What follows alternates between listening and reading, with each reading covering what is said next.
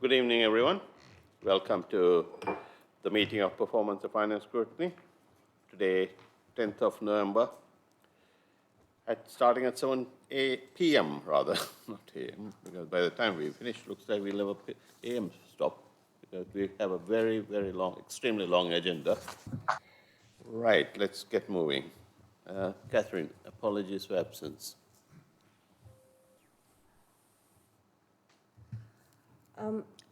I've not received any official apologies. Councillor Sarah-Jane Croke is joining us virtually today because she can't make it in person. Yes? Yeah, thank you. Councillor Vivian Chapman sent her apologies. She had a flu jab today and is feeling quite groggy, so she's just sent me a message to ask to send those apologies. Thank you. So if you could register those, please.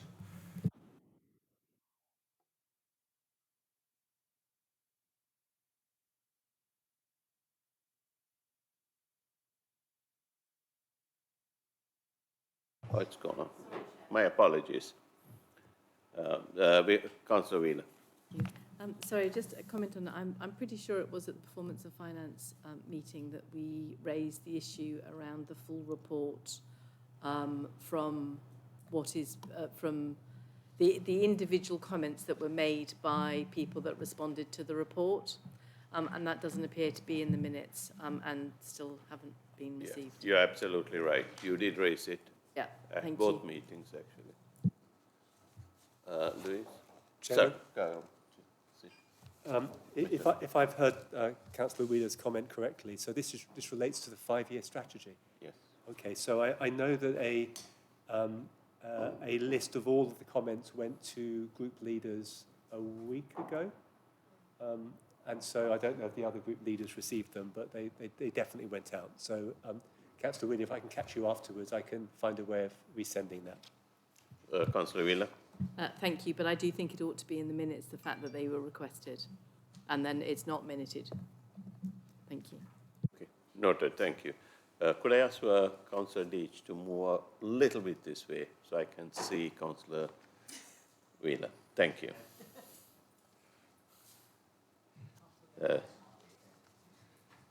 Thank you very much. Appreciate that.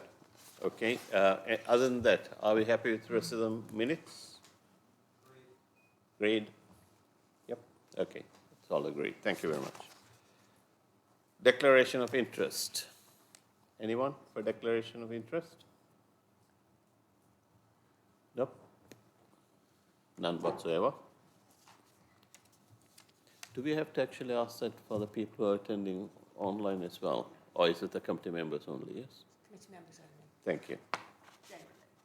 Okay. Like I said, we have an extremely busy, heavy agenda today. So we are moving on to agenda item 4, which is going to be agenda item 8, because Councillor Dugan needs to go for something very important family-wise, so we shall release him early. So, Councillor Dugan. Thank you very much, Chair, and thank you very much for agreeing to allow me to speak earlier. Okay, I understand that these items have about 20 minutes allowed in the schedule, and I worked it out that if I spoke for 2 minutes on each item in my agenda, I'd have used up all the time and I'd stand up and walk out the door. So my intention is just to provide a very brief summary of the summary that you've got within the papers, and then open for questions. So kind of 3 themes, really, I think that the report brings out. I think it demonstrates that a number of the services performed excellently throughout COVID. So economic development, I think they became the sort of the focal point for all of the grants and funding that government gave the council to disperse.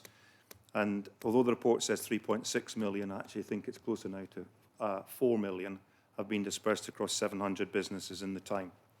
The comms team, again, hopefully you picked up that they got national recognition for one of the campaigns through the pandemic. It was known as the human comms, where they were just sort of speaking as a human rather than a machine or an institution, and that received national acclaim. The corporate property team have been sort of nose to the grindstone throughout, and whilst not everyone will see it other than through the minutes of the Property Investment Working Group, the improvement in the reporting that they've brought to that committee, I think, is fantastic. ICT and digital, well, we sit here, I guess, or you can see me, and we're now speaking through one of the projects that they delivered that we didn't even know we were going to deliver at the start of the year. That, in turn, to be fair, has put back the new pass card system, which we'd hope to do, but we'll deliver that next year. And building control, it's not reported on in this particular paper, because actually it was reported to your last committee meeting through the portfolio holder for legal and regulatory. But again, just worth shouting out that they've retained their market share, because it is a competitive business that they're in, and they've got 70% market share. So to keep that, I think, is a really good job. Then the second theme really is services that are recovering.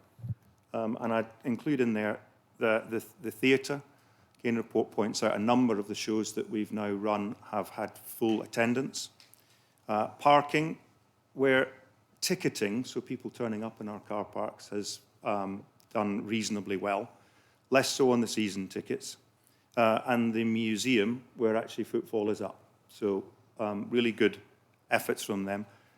Has had an impact. I don't think it's in the report, but I was looking through the budget figures, and we will, we don't normally even break even on the theatre. We tend to make a loss, and that loss will increase by about £75,000 this year, once you take the government grant into effect. And the parking service will be about 360k off its budget, again, once you take the latest, we haven't got the latest grants from government, but what we are anticipating they will pay us will leave us 360k out. And then finally, there's one service that hasn't recovered from COVID, and frankly, we hope it doesn't. And it's quite astonishing, really, given that people were sat at home twiddling their thumbs, but we have had significantly less freedom of information requests through the pandemic, and I hope that that remains the case. And then I'll finish with 2 asks. Officers have come out, in the first instance, comms, not to everyone, but asking for comments, and I throw this open to the wider floor now, asking for comments on the member updates that the comms team send out to us. Is there anything else you'd like to see in there? Is there stuff in there you think that you don't necessarily need to see, etc., etc.? But there's a task there to try and improve those comms. So if any of you have feedback, please send that directly to Kate. And then the second one is for economic development. We have a thing called the Welcome Back Fund. There's £108,000 left in that fund. We've done things like the Freedom of the Borough Parade was part funded through that. There's some money for the Frimley Business Association and a couple of other things that are ongoing. But Economic have written to one and all of us, and they haven't had a single response. And I have to include myself in that. So, but if you've got any ideas around the Welcome Back Fund, there are specific rules. They've got to be council run. It's, there's all sorts of bits and bobs that you've got to comply with. But if you've got any ideas and you can spend some money, we've got some. That's it from me, Chair. I will take questions.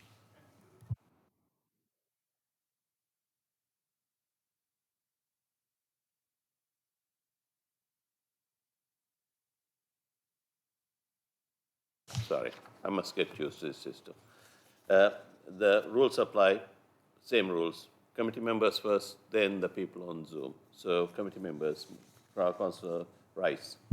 Thank you, Chair, and thank you, Councillor Dugan. I just want to, it's just a kind of a point of curiosity in terms of the car parking. I note in the report on page 69 where it says that they haven't been increased in the multi-story since 2014 and in other car parks since 2009. And obviously, you said there was a review being undertaken. I'm just wondering what the current position of that review is in terms of, is a increase likely, or are we most likely going to be keeping car parking at the same level as it currently is? Okay, so the report actually says there'll be a review. I think the report says there'll be a review around charging for Knoll Road for the 2 hours free. That's not really a review. We agreed as a council that we would put the charges back for Knoll Road once the high street was complete. I've been a bit pedantic about what the high street complete means, but for any of you that have used the high street recently, you will note that there are Deliveroo drivers parked absolutely anywhere and everywhere. Yeah. And right now, there's nothing we can do about it because we haven't got the parking restrictions implemented by county. I am reliably informed that that will happen actually next week. And then we will then have the opportunity to bring those charges back in for Knoll Road. But in respect to the thrust of your comment, in 2014, the parking service contributed £700,000 broadly to the council's budget. It is currently producing about £300,000 because we haven't put the prices up for a very, very long time. I've asked the parking services team to review that and come to us with options, and in due course, options will come to the executive and full council for, well, no, it will will come to the executive, that will be an executive decision.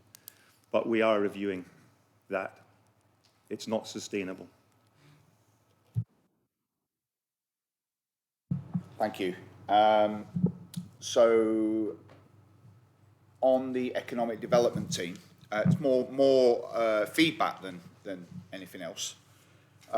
First of all, I have cause to contact them very little these days. I used to have to contact them all the time where I'd had,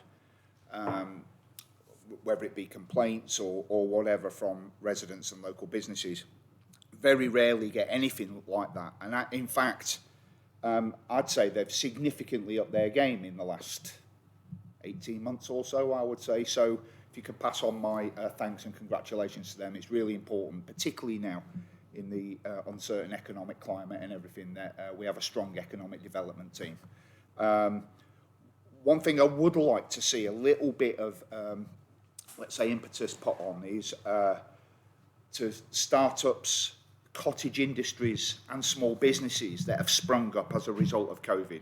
I think that a lot of, let's say, professionals have had to pivot or have had to or decided they don't want to do what they're doing anymore and quite happy working from home and have changed the way they do things and started up different businesses.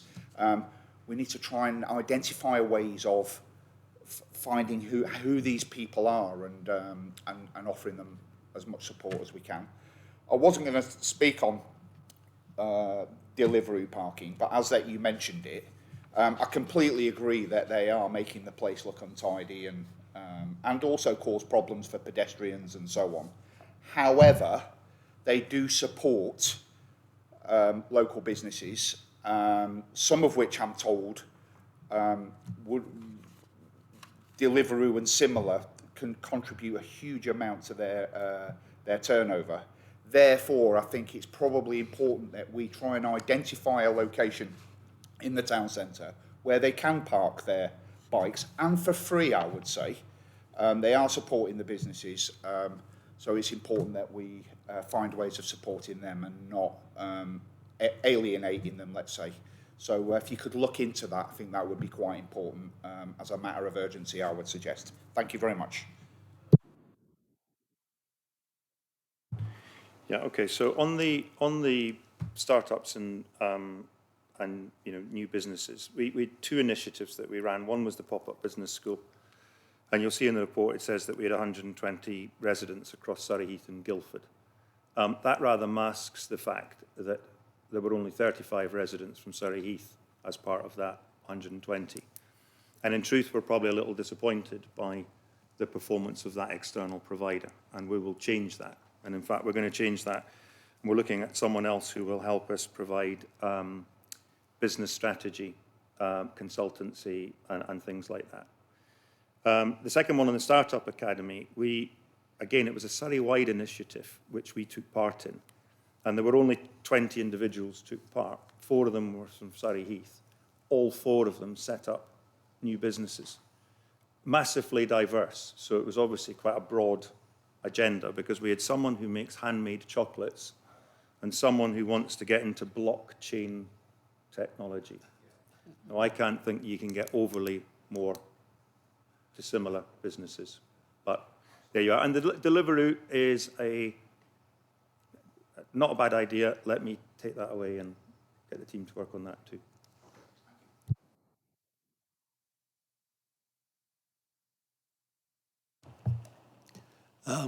Thank you. Yes, if you can give me the details of the handmade chocolates, I'd be most interested. Just a very minor issue, page 74, under State of the Borough population. The difference is 100, not 200. Could someone find out what the correct figures ought to be there, please? Thank you.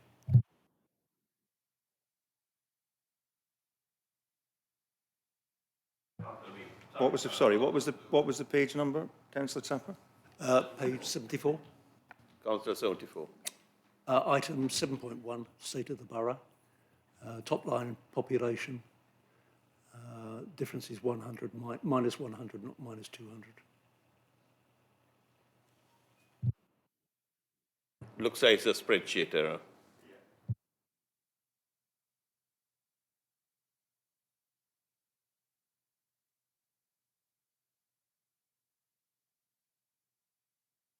Sorry, it's obviously a typo. I'll have the typo corrected. Thanks, Councillor Deegan. Thank you. It's just in relation to the drop in the parking season tickets. One of the things, obviously, that other organisations such as the rail services are doing is looking at flexible season tickets. And I wonder if maybe that's something that could be considered, because obviously the advantage of a season ticket is that it does give us advance and reliable income. And I just wonder if that's something that the team have considered, or something that maybe they could consider. As I say, there is a report being put together which has got, I think, probably more options and things being considered than I've ever seen before. I don't know specifically whether they've looked at that. Again, I think it's not a bad idea, and it's something we're certainly absolutely conscious of the fact that the season ticket revenue is down significantly. And we are looking at ways of improving that. And I think that's not a bad idea. Thank you for that, Councillor Dugan. Councillor Hawkins. Thank you, Chairman. Can I just pick up on the point on the car park and sort of trying to organise systems of car park tickets. We are trying to encourage more people to use the trains, which would then enable us to push for improved train services, the chicken and egg situation. Is there an opportunity, therefore, having some flexible tickets working in conjunction with the train operators, that because there are limited car parking? I know we don't want people to drive to the station, but we have to accept that they do, and they go largely through to Farnborough.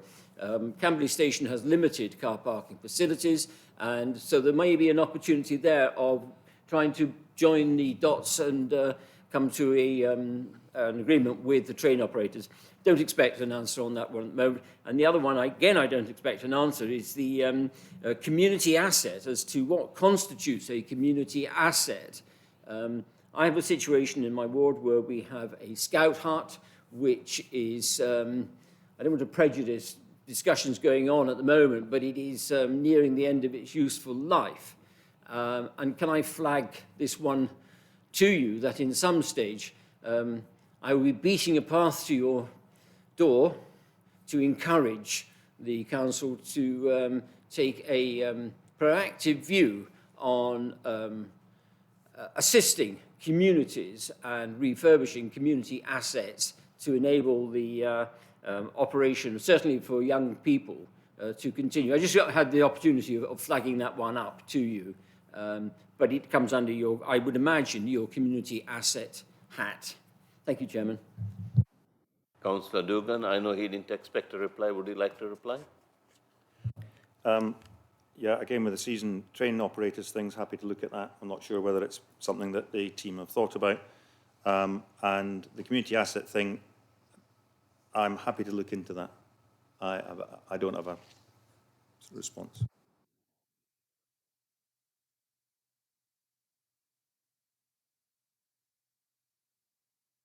Councillor Bates, it's your turn. Thank you, Chairman. I wanted to talk about car parking as well. I'm sure that the portfolio holder will remember when it came to January and February of this year that there was extreme scepticism raised about the levels of car parking predicted in the budget by a number of councillors in the community group. And we know that sadly the results are what you've given. Can I therefore seek some reassurance that when it comes to the budget for next year on car parking, that the overly positive assumptions are not repeated for this year? The fact of the matter is that, as we sadly know, the world of work has substantially changed now. We didn't necessarily fully understand that last year, but we do understand it now, and we do need to take action now to ensure that we don't have an overly optimistic budget in car parking going forward. I'm aware that there's some things going on behind the scenes, which is encouraging, but if we could just have that reassurance, please, that we now recognise that we're not going to get the same levels of car parking that we had before, and that we will amend our budgets accordingly going forward. Councillor Dugan. Yeah, I mean, an interesting comment, Councillor Bates, and you'll remember well from the discussion at the time that we could have stabbed in the dark on what we thought the budget may or may not be for car parking, and absolutely no one would have got it right. So we took a decision to stick with the budget that we knew that there would be a variance. You're absolutely right. We're now getting relatively positive figures on what we think the new normal is going to look like, and we will seek to set the budget based on the new normal. But nonetheless, no one would have got the right number unless indeed your crystal ball is working better than most. Thank you, Councillor Dugan. If there's no more questions, that's where you shall take the last few questions. Councillor Dugan, I've got a couple of questions, particularly on the car parking. I mean, we have been through this loop once before. I do agree with you. Crystal gazing at that time was a little bit difficult regarding the car parking revenue. But forecasting is relatively easy now. So there's forecast not in your pack, in the coming packs.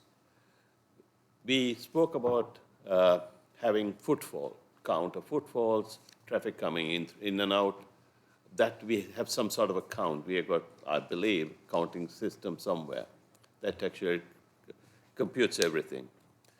I think it would be a good idea, in my opinion, it would be a good idea for the officers to take all those into account when helping you with your forecast. It is important that we actually take this into account. On the theatre, yes, I think that we've done exceptionally well, thanks to some of the grants we have received from the government, which is welcome. And we know theatre makes a loss. Unfortunately, this time it may be a little bit bigger than what we have thought through. Talking about grants, maybe it's at the in the finance section. I mean, are we getting all these grants in on time? Because it impacts on our cash flow. I mean, as a portfolio holder, maybe you could speak to your finance portfolio holder as well to discuss about this, because it is important to try and tie up all this. Those are my observations and questions. Thank you. Okay, so on Footfall, we've got two systems now. We've got your old standard Footfall counters that literally count people walking in and out the doors of the town centre. And we've also subscribed to a system that uses anonymised mobile phone data. So it literally just tracks your mobile phone as you move around, and it does it anyway. But what we're able to do is capture people moving into Camberley, coming into the car parks and all the rest of it. So that data is there. The latter of the two systems is relatively new. We're still working on what that data shows us. We think it's quite encouraging, and it's absolutely my plan to bring that as a report, probably initially to the Property Investment Working Group, and then to Town Centre Working Group, and then to the wider council. But it's astonishing what it shows you, and it's very, very interesting, and will help with, I think, developing our town centre strategy. I've forgotten your question on the theatre. I just wrote theatre. It's about the theatre and the grants. Okay, yeah, sorry. So, the process to apply for grants is, laid out by the government, and it's mostly about getting your information into them on time so that it's considered. We have not missed a single one of those deadlines. It's then down to government as to when it chooses to push the money out. But it set that money aside, so we haven't got any delay yet. We did on one, not quite the same thing, nothing to do with the theatre, it was more to do with business, with grants, the recovery grants for businesses. One of the things the team had to work really hard to do is they released the money in tranches. And one of the rules on the second tranche was unless you'd spent all of the first tranche, you couldn't have the second tranche. And it was something like £380,000 that our businesses could get or not get, depending on our performance. And the team worked really, really hard to ensure that they could get the first tranche money out so that we did get the second tranche. So we're all over grants, I think, but it's a good point, well raised. And I think that's both of your points.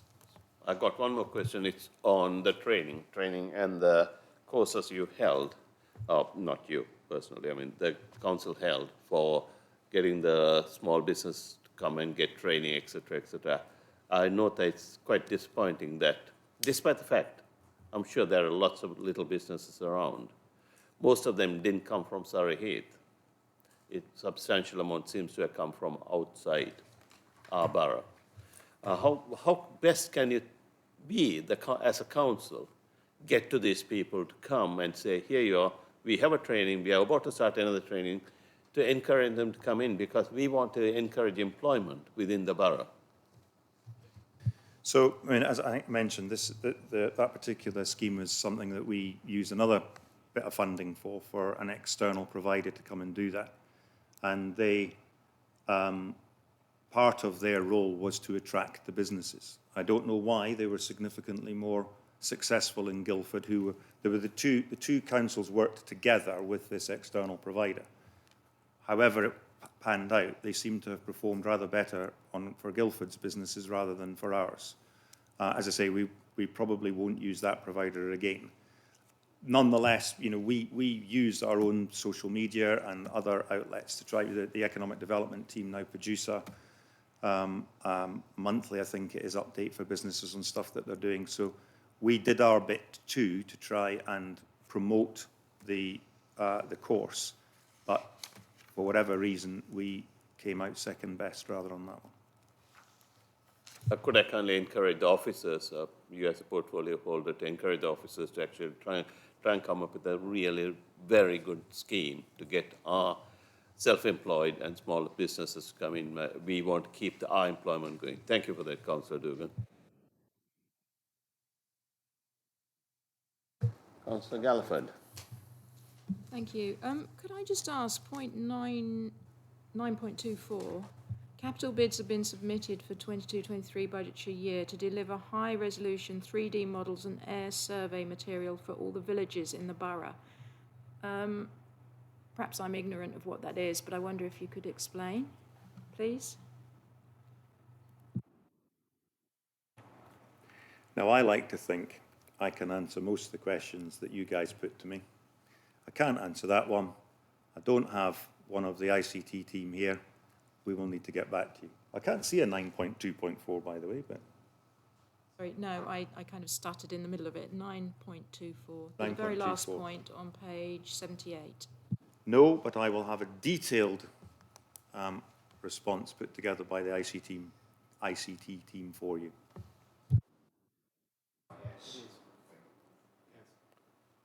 Thank you, Councillor Dugan. Right, if there are no further questions, of Councillor Dugan, I shall release him to go and enjoy the rest of the evening with his family. Thank you for your time. Sashi, thank you. Members, thank you.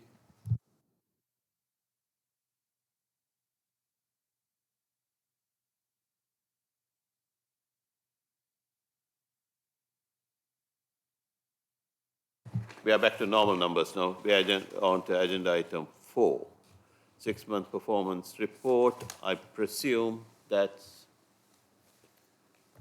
Officer Livingston. Yes. Thank you, Chair. So this is the mid-year performance report for 21-22, and it's as set out from the annual plan that was set back in March, ready for this municipal year, this year, starting from the 1st of April. There is an update which is up to the end of September, which gives you an update on the key targets and projects, and then also the success measures. This is laid out in the former style that we had. Obviously, we have now adopted a new 5-year strategy. However, this is still being reported in the old style. And once, obviously, we go into the new year, you will see a new setup going forward. We've set out this by subject area of different service areas, and you've also got corporate projects at the beginning of the item in the annex.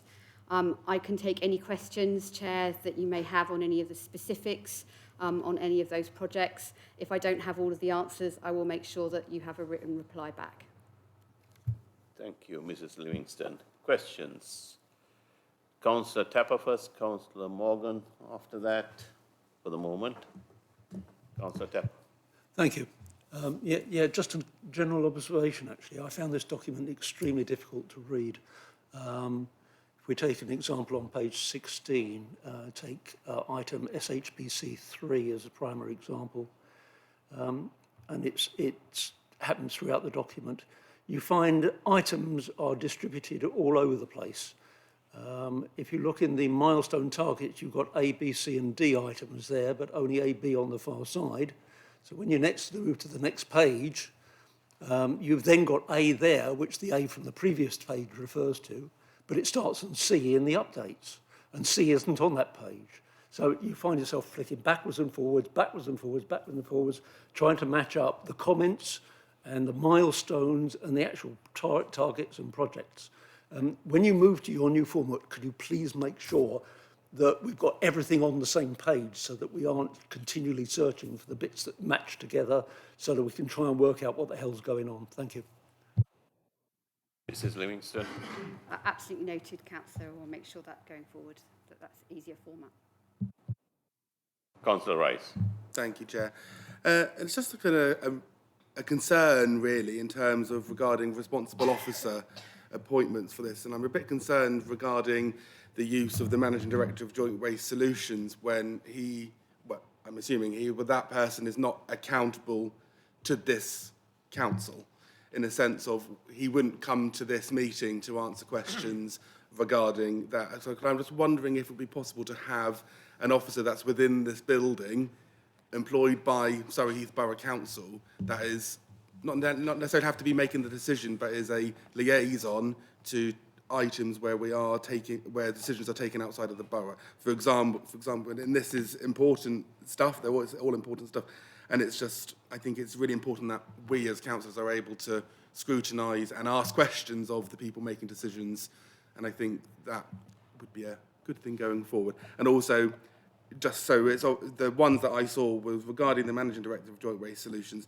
and regarding the Community Services partnership with the Corporate Head of Community Services at Runnymede Borough Council. I appreciate that service is being run by Runnymede Borough Council, but I think that it would be useful to have a point officer that we can ask questions to here, or whether that officer from Runnymede Borough Council would be willing to come to this committee. You make a very valid point. Thank you for that, Mrs. Livingston. I absolutely take note, Chair. Just to confirm, those officers are accountable in the fact of the role that they undertake, so they could be here to take those questions. Also, going forward, you will also have the new strategic director that will also then sit above that as well, who will also be an officer actually present here at this council. But the two officers that you mentioned could also be present. So if going forward we should be doing that, absolutely, we will make sure that arrangement is made. Thank you, Mrs. Livingston. And Chairman, just to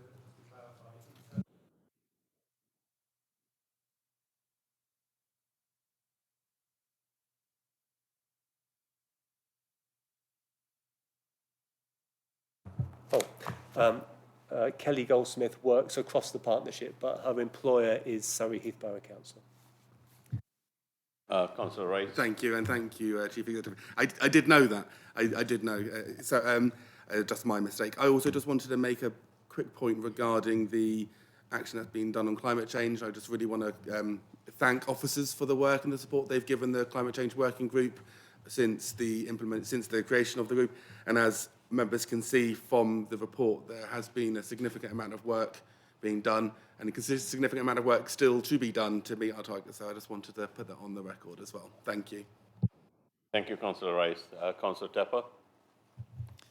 Thank you. Yes, I'm also interested on the waste issue, and particularly on pages 30 and 31, where a point is made about implement a carbon trust AMI fleet model recommendations to replace diesel and petrol-powered vehicles, plant and equipment with zero low-carbon alternatives, which is great, but that isn't what's happening at the present moment.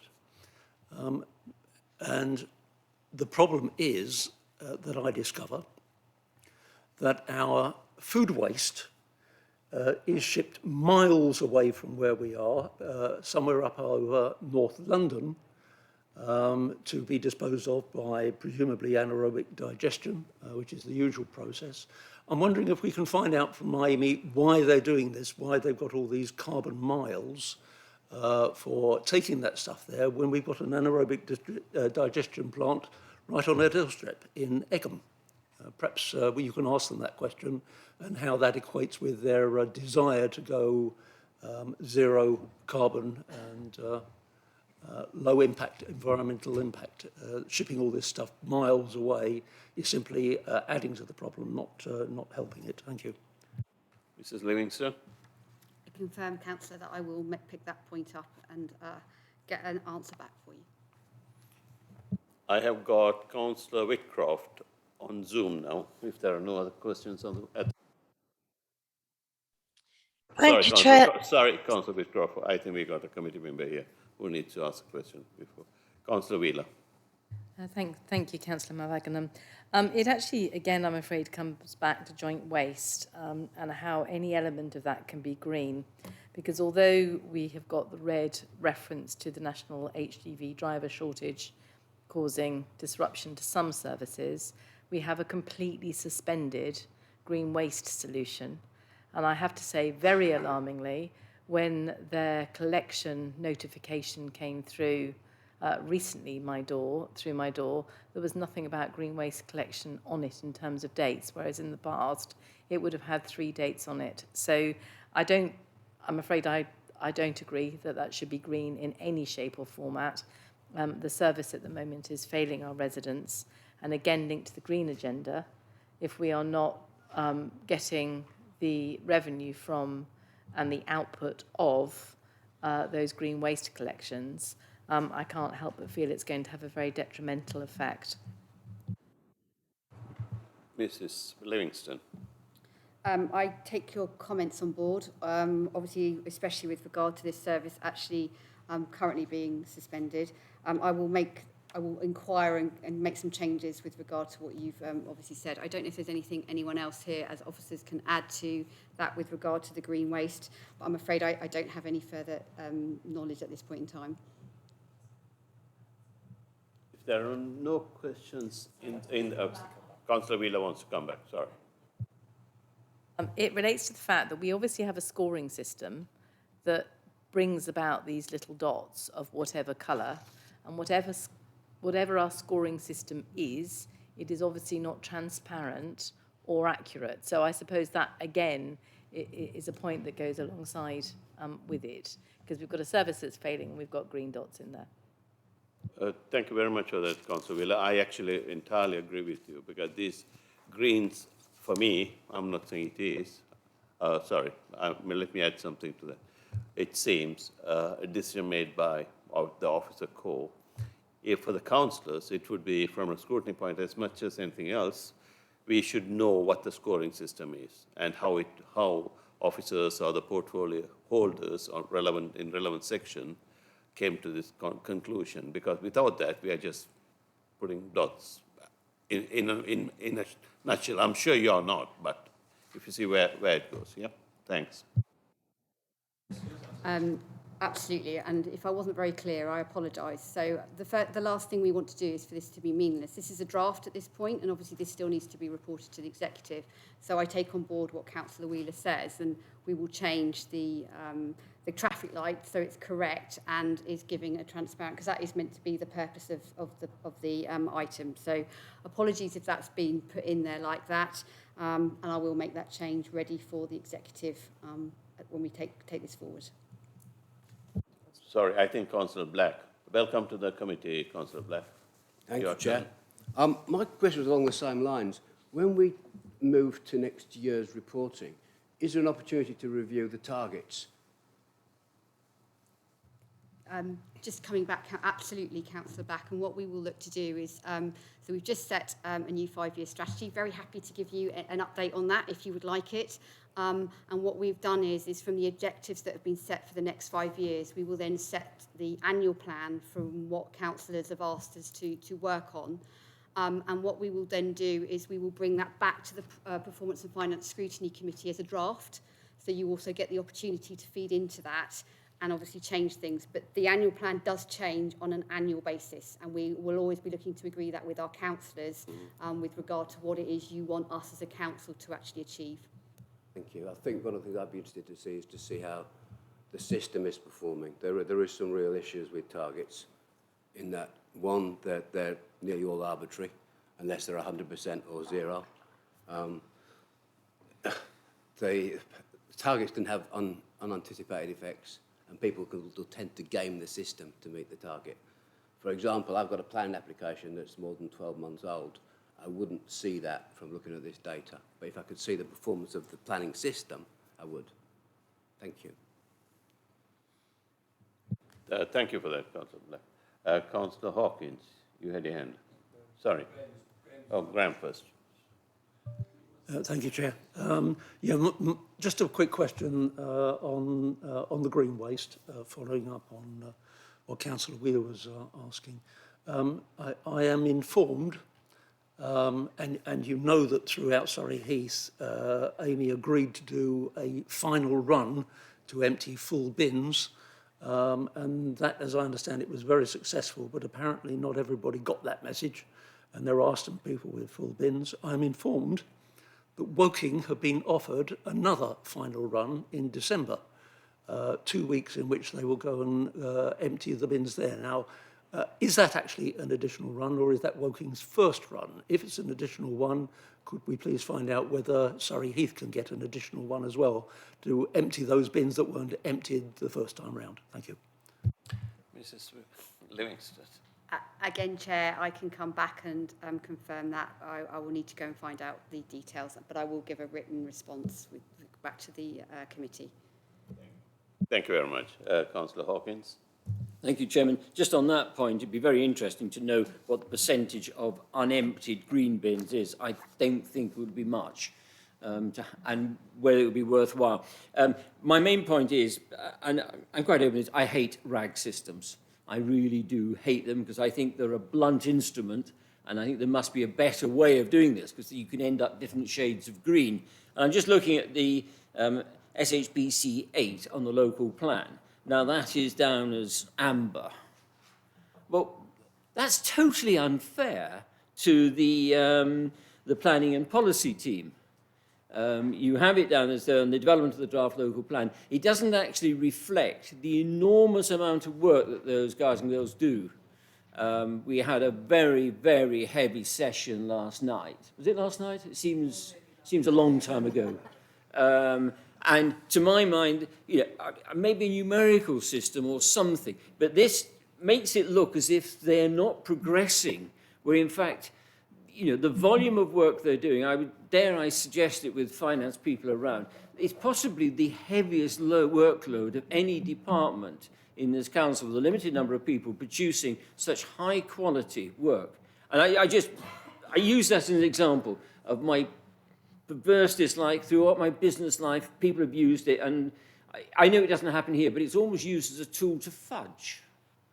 I dare not say it. I wouldn't dream of saying it here. I very quickly cover that. I see the chairman looking at me. He was going to berate me for that. But my point is, I think it's a blunt instrument. But that's my view anyway. Thank you, Chairman. Thank you. Thank you, Councillor Hawkins. I really would be careful how you say it, because officers do put in a lot of work into this, and I appreciate all the hard work that goes. We actually, I don't want to labor this point. I think it's important that it's transparent. We are aware of what's going on. I mean, we do appreciate planning department works extremely hard, and nobody thanks them for it, to be honest. Hence, we have to be a little bit more careful. Maybe, I'm not saying it is, maybe you should consider within the officer corps, chief exec, to have some sort of a review before it gets out. I know you trust the officers, no question about it. You trust, we hopefully trust most of the portfolio holders, yeah. And in a way, it should be done, so that way it's actually easier rather than having this lengthy conversation and lots of people having a pop at the officers, which I particularly don't like. Thank you. Can I just reply to you, Chair, and to Councillor Hawkins? Absolutely note what you take, because as you say, there's an awful lot of work, and you're trying to summarise that in a very short period about the amount of work that's actually being completed. Take note about the traffic light system and whether or not that's the right way. The other thing is, though, we do actually consult with the services themselves about where they feel they are as well. So we don't do this to them, it is done with them. So it's just the fact if we're just trying to be, it's a big programme that has to be developed. But I absolutely take note, and I will make sure that we, when we're looking at our next annual plan, that we look at how we bring this forward to you with regard to the performance. Thank you very much, Mrs. Livingston. Councillor Rice. Thank you very much. No, I'm not going to take a pop at you. Just a question regarding the key performance measures tables. And again, this is just for my own benefit, really, and I'm pretty sure it is where you've got proposed targets, which is a figure, and then in the bracket it says annual target. And then obviously in the Q1 and Q2 status it has numbers. Would we be able to include whether the numbers are adding up to, essentially the question is, in each section, is that the number of the quarter? So for example, on people attending events at Camberley Theatre, it's a 55,000 annual target. Q1 it says 1,965, Q2 is 4,760. is that a cumulative, or is that 4,760 in Q2 and 1,965 in Q1? I'm just wondering, is there a way not to add even more work and more columns, but a kind of a cumulative response? Mrs. Livingston, I think a CEO would like to reply to that. I can just confirm that that is an annual figure, so it's cumulative. So the numbers are just showing you what the quarter are each quarter, but it's going towards that annual target when it says it's an annual target. I gave you a way out. You didn't take it. He was going to answer that. Councillor Galliford. Thank you, Chair. Firstly, I'd like to reiterate what Councillor Rice said in thanks to the officers supporting the climate working group. And, you know, they've done an awful lot and achieved quite a lot. I'm looking, however, at COM3 air quality. I very much welcome the fact that we're going to review our air quality strategy. We need to be monitoring air quality in a much wider area across the borough, not just focusing mainly on the Blackwater Valley Relief Road. And I would very much like to see some of the World Health Organization guidelines brought into our review so that we don't just continue to be compliant with national standards, but hopefully in some way we can possibly surpass them. Thank you. Mrs. Livingston, you want to comment on it? Again, I will take note of that and pass that back to the relevant officer. Councillor Hawkins. Sorry, Chairman, very, very quickly. BUS2, example of my point here. Orchard Way Playground will be completed for December 21. Will be completed December 21, green. Chobham Road should be completed by December 21, green. London Road Recreation Ground should be completed for December 21, amber. Your point is very well taken. I'm sure Mrs. Livingston will look at that very carefully. I mean, you do make a valid point. I do not decry what you're trying to do. You definitely do make a valid point. So does most of the councillors here. So, Mrs. Livingston, I think we need to move on now. Otherwise, they're going to be having a statement on this for the rest of the evening. Thank you. I have something because Councillor Whitcroft and Councillor Bates after that, please. Thank you, Chair. I have a couple of questions. Would you like me to ask them both in one, or should I do them individually? You could ask them both in once because I think Mrs. Livingston is taking notes. Okay, lovely. The first one is in connection with SHBC 3. And in regards to the new leisure centre, obviously the facility has been welcomed within the borough. Do we have any update on the usage levels, the number of people that are using it, particularly in comparison to the previous leisure centre facility? Obviously, I appreciate that we're still within its first year, but I'd be interested to know how the usage is going on that. And my other question relates to BUS 5 in connection with the theatre. I wonder if there are any plans to review the way the theatre's managed, such as considering the establishment of a trust to run the facility, thus reducing the huge subsidy made by the council towards its running costs. And then finally, on COM5, it concerns me, going back to what Councillor Wheeler was saying, it concerns me that there is no mention of the bin service in this report at all, bearing in mind the problems that have come across with it this year. Do we have any idea yet as to what the position is with it and when it's likely to resume, please? Mrs. Livingston, would you like that? The CEO will answer that, Mrs. Councillor Whitcroft. Thank you, Councillor Whitcroft. So in relation to the first one, the leisure centre, it's fair to say that the leisure centre usage levels have far exceeded our plans and expectations. Before the leisure centre opened, there was concern that because of COVID, there would be a knock-on consequence in terms of demand. And the ambitious plans that Places Leisure, our contractor, had for take-up those targets would not have been met, and the council may have faced increased cost as a consequence. But the great news is that within only a matter of weeks of the leisure centre opening, our leisure contractor fed back that actually all of their original targets had been exceeded, and therefore there was no justification for coming back to the council to seek additional financial support. Now, we want to see the detail of that. We want, a bit like the car parking conversation, we're not just interested in the initial peak, we want to see what their new normal looks like, and we are just awaiting on those figures. So I think as soon as we have them, I'd be delighted to share them with members, and I think they'll certainly present a very positive picture. In relation to the theatre, I know when I first joined the council, there was a discussion at full council about the option of setting up a trust to take over the running of the theatre, and I know that was debated and ultimately was rejected.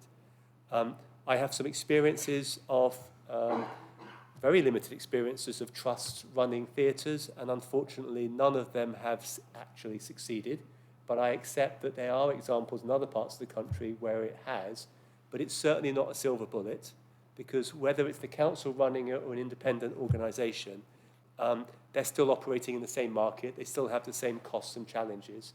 And actually, I think as a council, we're very lucky. We have a very strong team who in the years, particularly the manager has been here, has significantly reduced the subsidy that the council pays. But as members have already commented, it's hard to imagine a community-based theatre that doesn't attract some level of subsidy. And of course, the team will continue to make inroads into reducing that figure as soon as we get back to the new normal that we're all looking for, which is people being confident, everyone being confident to go out and enjoy everything this borough has to offer. In relation to the bin service, I think, Councillor Whitcroft, you were referring to the garden waste service. I think the council's been very careful not to make promises that it then couldn't deliver, because we are, like the whole country, experiencing a shortage of HGV drivers. I think that situation might become more challenging as we head towards Christmas, because there's companies like Amazon and the rest, they recruit HGV drivers to meet demand. They're offering significant benefits to those HGV drivers, so there's a risk that more will go in that direction. But we have a higher level of confidence that this service can be restarted in the spring, when I think demand then comes back with a vengeance, and wanting to do everything we can to make sure the service is there. Now, I was in a meeting this morning with colleagues across the boroughs in the Joint Waste Partnership, and there's a lot of focus on recruiting more people, training more people, and keeping the people that they currently have, so that when that service is relaunched, we can be confident that it will continue without interruption. Thank you, Chairman. Thank you very much, Mr. Roberts. Thank you. Sorry, Councillor Bates. Thank you, Chairman. I just wanted to very quickly and unpopularly go back to this RAG scheme. I couldn't see a key as to what the colours actually meant, and now, unless I've missed it somewhere, there are colours on there. But I think, from my point of view as a councillor, what I want to know basically is, rather than red, amber, green, which is meaningless other than the person who set it, is, has something been achieved on time, because we've got timeframes on there, or has it been achieved but not on time? So that's still important to highlight that. Or but we haven't actually succeeded in doing it in the timeframe we said. Is the work ongoing and on track to be completed on time, or is it ongoing but not on track in time? And then the final area is it not going to be achieved and will not be achieved? Those are kind of the areas that I think are more relevant in the personal level. Because if I take the example of Councillor Hawkins about the hard work being done on the local plan, he's absolutely right on that. But actually, that, strictly speaking, should be read. And the reason is because it says the consultation will be done by October, November 2021, and that's not going to happen. We've got good reasons to why it's not going to happen. But under the current scheme, that should be a red. It shouldn't be an amber at all. So I think that's where we need to perhaps look to a different system of scoring, and that benefits not only members and officers, but also the wider public as well. Thank you very much, Councillor Bates. I mean, I just want to reiterate this. I mean, we've been through this loop once before here within the committee room or within the chamber. I think it's trying to repeat it or in different forms, it doesn't help. So I would appreciate for the rest of the speakers, it's been dealt with, and the note has been taken by the CEO sitting next to me and the officer. I think we should park it now, and we have to move on. So could I kindly ask Councillor Mansfield, please? Thank you, Mr. Chairman. I was really going to back up and thank the Chief Executive for his comments regarding the waste. But I would just say that there is a plan at the moment in answer to Councillor Tapper that we are looking at the option of a second pickup of garden waste. The one that's happening in Woking is their second pickup, and we are working towards another date for one more, and I'll be letting you know when that's actually confirmed for Surrey Heath. As regards the anaerobic food waste digester and having to travel all those miles, I take on board that point. It's all to do with capacity, Councillor Tapper, and long-term contract agreements with these companies. I can talk to you more about that offline, should you so wish. Thank you. Thank you very much for that, Councillor Mansfield. I mean, it would be a good idea actually for you to talk to the officers to send a report when that type of stuff comes in. So at least we have the committee view as well, or working groups view as well, for this committee to go through, analyze, and discuss it somewhat in detail. But thank you very much for that. Really do appreciate it. If there are no questions on the floor or on the screen, I want to go. Sorry, Councillor Galliford. Sorry, I couldn't see you there. Thank you, Chair. It's partly a comment, really. I'm very pleased to see that it says work is underway to improve waste collection and recycling at blocks of flats. We've had an issue in Lightwater regarding that. I would like to see more detail on that when it happens. But in conjunction with that, I'm wondering about the number of, some of them are charity collection points, but I'm thinking about the Briars Centre in particular. We used to have various collection containers there. Some of them, I believe, have not been reinstated since the gates were reopened. So for people living in flats, you know, it's quite dangerous to store excess materials within your premises, and having those containers available can be really quite useful. So that's something I'd just like to highlight. Thank you. Thank you, Councillor Galliford. Who wants to take that or make a note of it? I've made a note, Chair, and I'll make sure the relevant officer is informed. Thank you very much, Mrs. Livingston. I have one point. I mean, everyone is stolen my thunder, so particularly on the joint waste solution. The points made regarding the joint waste solution and the green waste, etc. I mean, I have my last collection where I live, but it's for me, there's a fundamental flaw with the joint waste solutions, because the residents' complaints is that they have taken the £50, they have not provided a service, they have provided only partial service, and some of the residents have gone back to the JWS and said, could we have the rest of the money? So when you start again, we'll pay the 50. I had to write them at least twice before they agreed to it. I think it's important that we give some sort of assurance to the residents that if they want a refund, they can have the refund. And when the full service starts again, they should be able to join the scheme. What really kind of upset me was the reply I got was, if you leave the scheme, you may not be able to get back. I mean, that's absolutely crazy. As a finance guy, they got my 50 quid. They're running their business based on our £50. The whole of the residents here, working, etc., all the boroughs have paid. It's not the way to do any business. So I leave that with the CEO and with the Chair of Joint Waste Solutions to actually deal with. Thank you. And Chairman, just to confirm that you're right, that our residents and customers of the service should get a refund if that's what they wish. And they should also have the option to roll their subscription forward, so they don't have the inconvenience of having to cancel and then rejoin at a later date, and it should be their choice.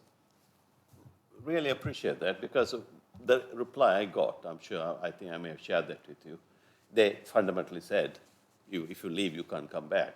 I mean, that does not sound right to me. So if you haven't received it, I haven't sent a copy, my apologies. I'll have to send it on to you for you to deal with. Thank you.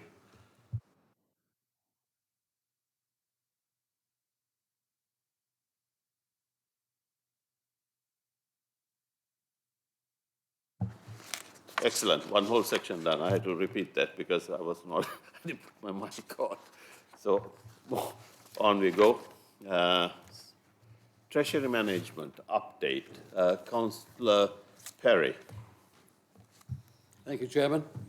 I've got the next three items I think are down to me, but the general overview of the activities of the portfolio comes last, which is a bit unusual. But anyway, I'll take it in the order in which it's been presented on the agenda. So first of all, it's the Treasury Management Service.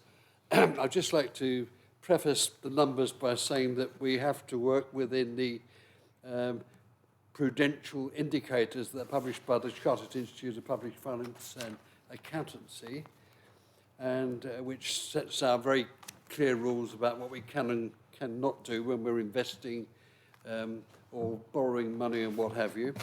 And we also work very closely with a specialist advisor called Arlene Close that constantly give us updates in terms of economic reviews and data on market trends and what have you. So that's the background to the numbers. So I'm just going to give you numbers for this year, so starting in March through to September of this year. So as at the 31st of March 21, we had loans or borrowings outstanding of 180 million. That was made up of 78 million from the Public Works Loan Board and 102 million on short-term loans. And there's a huge difference in what we pay for these loans. The Public Works Loan Board, we were paying an average of 2.43% per annum. And on short-term loans, we were paying just over 0.5%, which is a huge difference when you're talking millions of pounds. So at the 31st of March, it was 180. By the September the 30th, the end of this period into, it in fact got down to 175 million. Okay, and that's within an operation limit that we have of 230 million. So we're within the parameters set by the protocols. And of that 275 million, 78 was with the Public Works Loan Board at 2.59%. They've come at different stages, and each tranche you take from them charges at slightly different rates, and there is upward movement in the interest rates being charged by the Public Works Loan Board, I think, to disincentivise boroughs like us using it as an investment source. Anyway, that's the way it is. On the short-term loan front, we have the other tranche. The actual cost of borrowing money short-term has dropped between boroughs, and that's actually dropped down to just under 5%. Okay, so the total cost per annum of servicing our debt on that is 2,505,200, and when we deal with the Public Works Loan Board, we also have to pay back over a period of 40 years. The agreements we've got, the capital is paid back as 1/40th each year on top of the interest that we pay. So that's the way that's muddied up.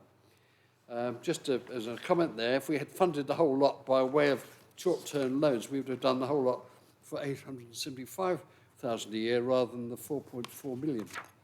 I know it's been suggested by some councillors that we should have committed more to long-term borrowing, but the cost would have been astronomical had we done that. And that's got to come out of cash flow, it's got to come from somewhere. On the investment side, our investments on the 21st of March, we held 22,394,000, which was generating a return of 1.18%, which is 264,000 and a bit pounds.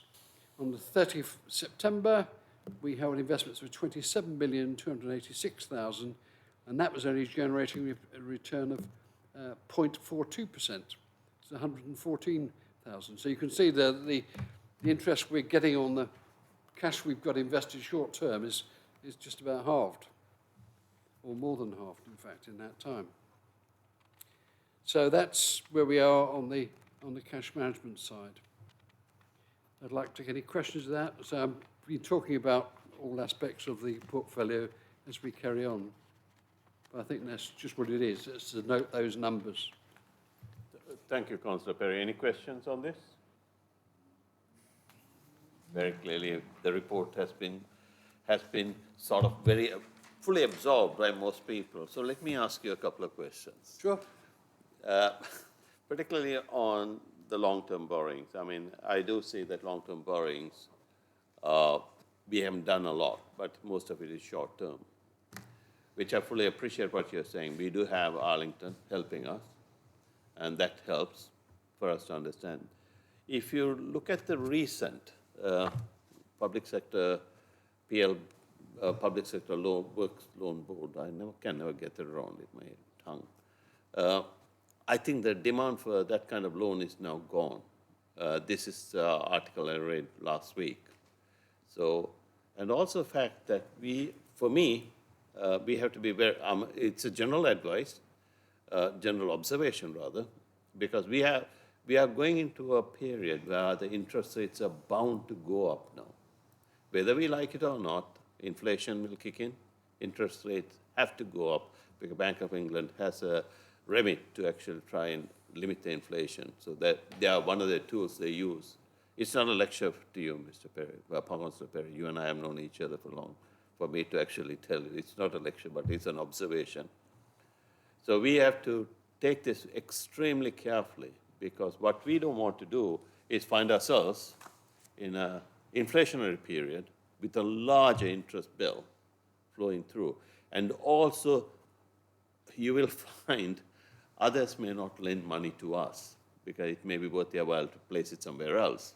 So we'll enter into a competitive tender process on the excess money. And also, the third and final point I want to make is the fact that we do need cash, because we are going to be investing in regeneration, in housing, so on and so forth. Either we borrow or use our cash. The cash we have is only about 22 million anyway. That's not going to be sufficient. So which means we need to borrow. I like you as a portfolio holder to consult with the CFO, Section 151 officers, to truly understand it and possibly have a meeting with Arlington Close to see how best to tackle the future problems rather than the current. Thank you. I'll just reply a little bit there. We are already committed to take another 25 million from the Public Works Loan Board, which I think we're taking in February next, and that's coming in at 2.9%. I don't totally accept your supposition that inflation is going to run wild, because much of the current inflation is to do with world fuel prices and factors like that, and gas, which aren't necessarily the underlying factors that are going to stay for long term. Another real fact is that the governments in this country and throughout the world have been printing money like it's going out of fashion. And there's walls of money out there. The reason that the short-term loan rates are so low is there's so much money there that's been printed. So, and that's not going to go away.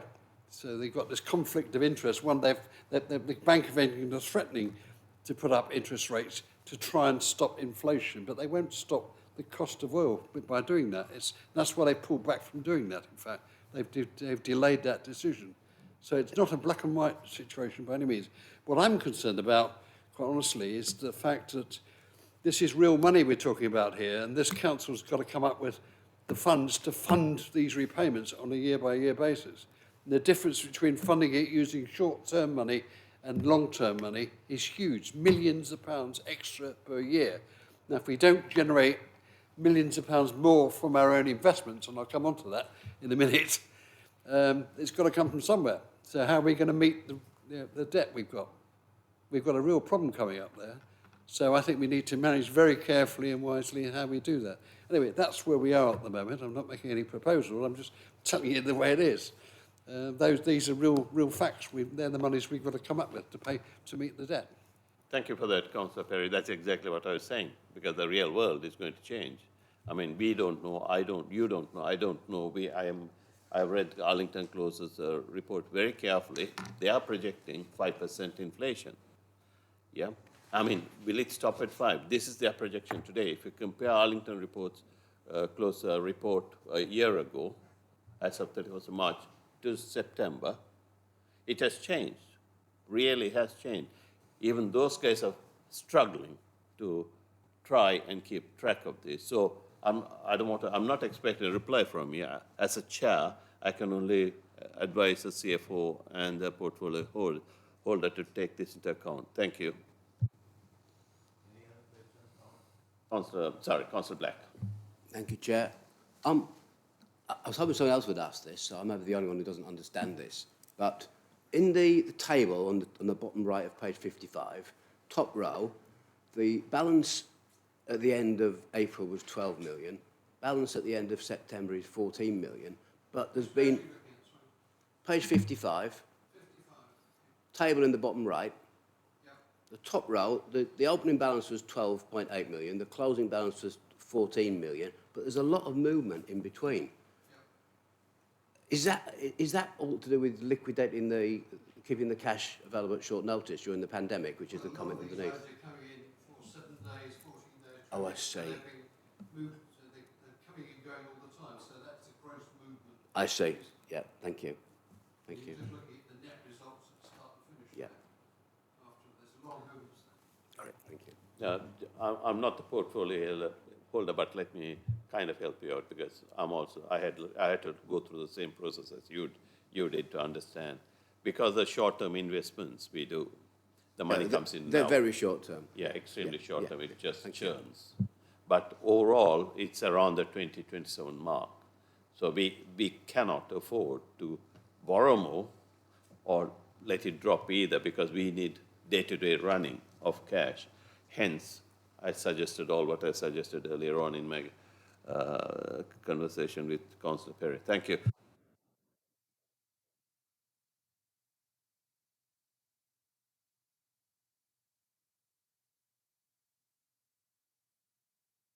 No other questions. Let's move on. Can we make a note of what we discussed today? It's very important for the long term. I know it's complicated. I'll help you out with it. Item 6, half-year budget monitoring report. The time is 8:15. So do we want, this may take some time. Do we want a break, or do we want to carry on? Choice is yours. Carry on. Sorry, Councillor Wheeler. Do we not have to have a screen break for those? No? Okay. Sorry, no, we don't have to have screen breaks because the committee is actually in prepared session, so just sneak out if you need to go, Victoria. I'm sure that, let's call it a comfort break. Let's not call it screen breaks here, locally or internally. Right, here we go. Half-year budget monitoring report. Agenda item 6. Councillor Perry. Thank you, Chairman. We're looking at the 6 months to the end of September, just passed. But at the moment, it's not looking too good. We're looking at an overspend for the year of at least 1.6 million and possibly more than that. Okay, the reason for that is that our income is down in a number of areas, particularly car parks, as Colin mentioned. That's going to be 360,000 below target. The theatre's down 104,000. Joint waste operation will cost us a bit more than was forecast. And we've had a drop in property income right across the board. For instance, we get a sort of profit share from the atrium. We own the freehold of the atrium complex. And once they get above their break even, we get a percentage of the rental that they take. They didn't even cover their cost this year, so we got nothing from that area. And our portfolio of properties in the square are down on forecast as well at this moment. We've also had, as I've just mentioned, a drop in our investment income because interest rates have actually dropped on that front. They've halved from where they were a year ago. So you add it all up together and we're going to be, say, between 1.6 and 2 million down. The only plus side I can report there is that we have received a grant from the government to help us deal with homeless families. That wasn't budgeted. That was 431,000. But that's still being looked at to see what actually positive benefit we will get from that, because obviously we've got to do something with that money. We'll incur extra costs. So some of that may actually help reduce the deficit, but much of it will be used to actually providing the extra services that are required to help the homelessness. So that's where we are on that, really. It's a sad story. Thank you for that, Councillor Perry. Questions? Councillor Rice first. Thank you, Chair. And it's quite interesting, the point you make, Councillor Perry, about the atrium, considering that we as a council, well, the administration wanted to buy it, and I wonder what position we would now be in if we had actually bought that. Would we be even in an even worse situation? But my question is regarding the shortfall that you've detailed, and I'm just wondering in terms of how sustainable are our reserves, because if we don't have enough money in the budget, we have to pull out the reserves. I'm just wondering how long can this council survive if we are continuing to have a budget shortfall as you're outlining?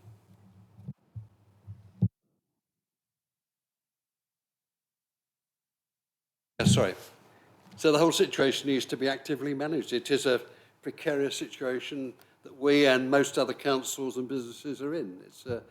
We're not in a unique position by any means, or in a worse position than most others. We're lucky that we do have reserves, and we've got a cushion there that we can use. And there are things that we can do to mitigate the impact of it. We are putting a huge amount of effort, obviously, into marketing the properties in the square and to livening up the town centre generally. Now, one hopes that the effort that's going in will result in extra business and extra rents, and I believe that's happening, actually.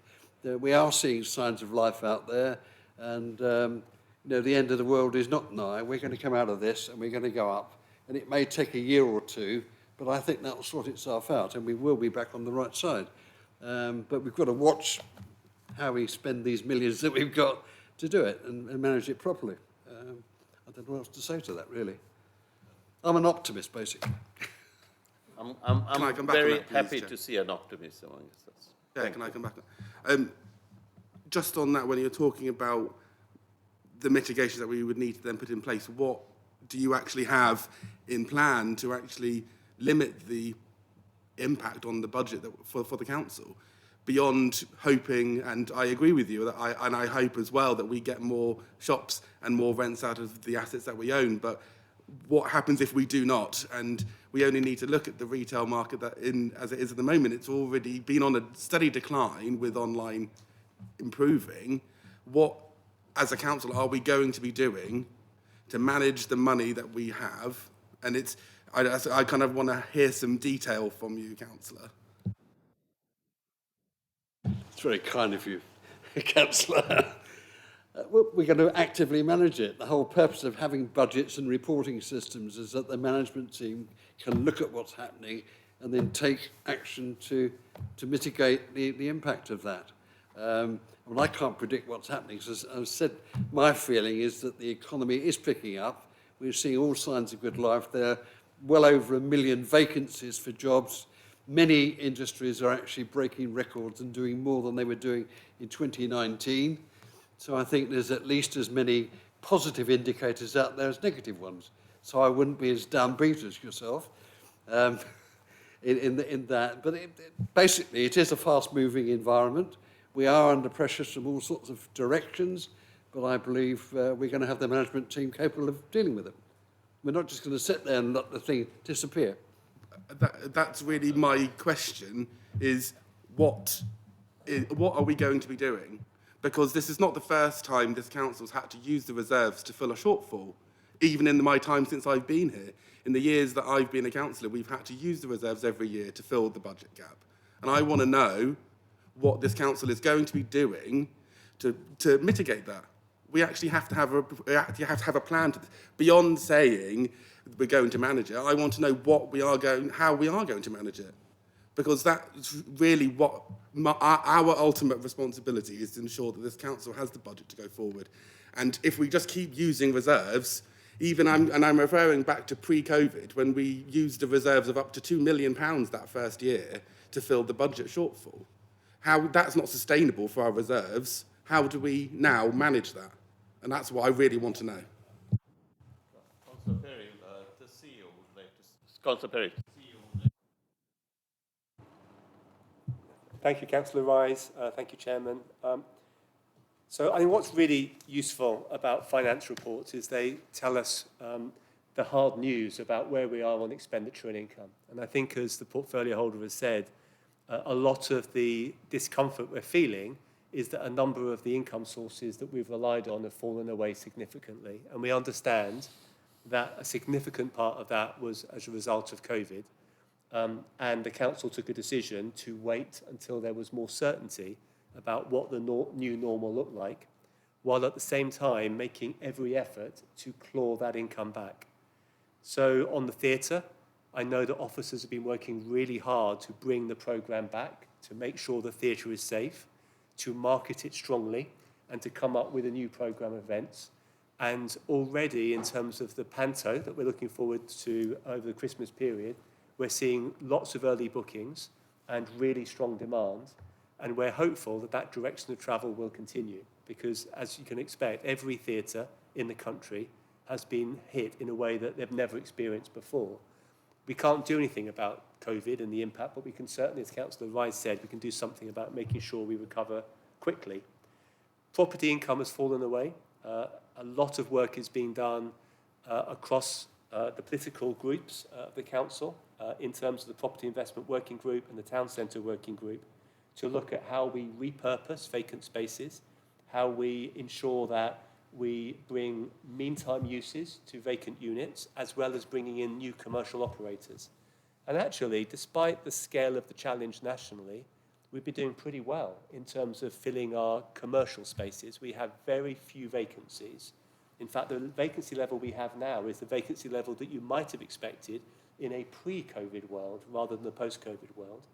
I think retail is more challenging, certainly more challenging, and I think that as a result, a major focus in terms of the town centre is not necessarily building more retail, but finding other purposes, whether that's medical provision, whether that's additional residential, whether that's more voluntary sector provision, or public services more generally, to make sure that we increase footfall, we generate income, and we make sure that the town centre is vibrant going forward.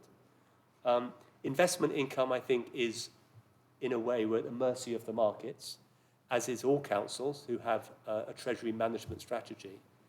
I think this council is just as challenged as every other council, but I think we do have a level of reserves that is healthier than most of the other councils that I'm speaking to who are facing this challenge.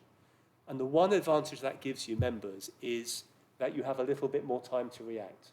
So in other councils, they aren't able to wait for demand to come up. They aren't able to wait for some of the plans I've described to kick in.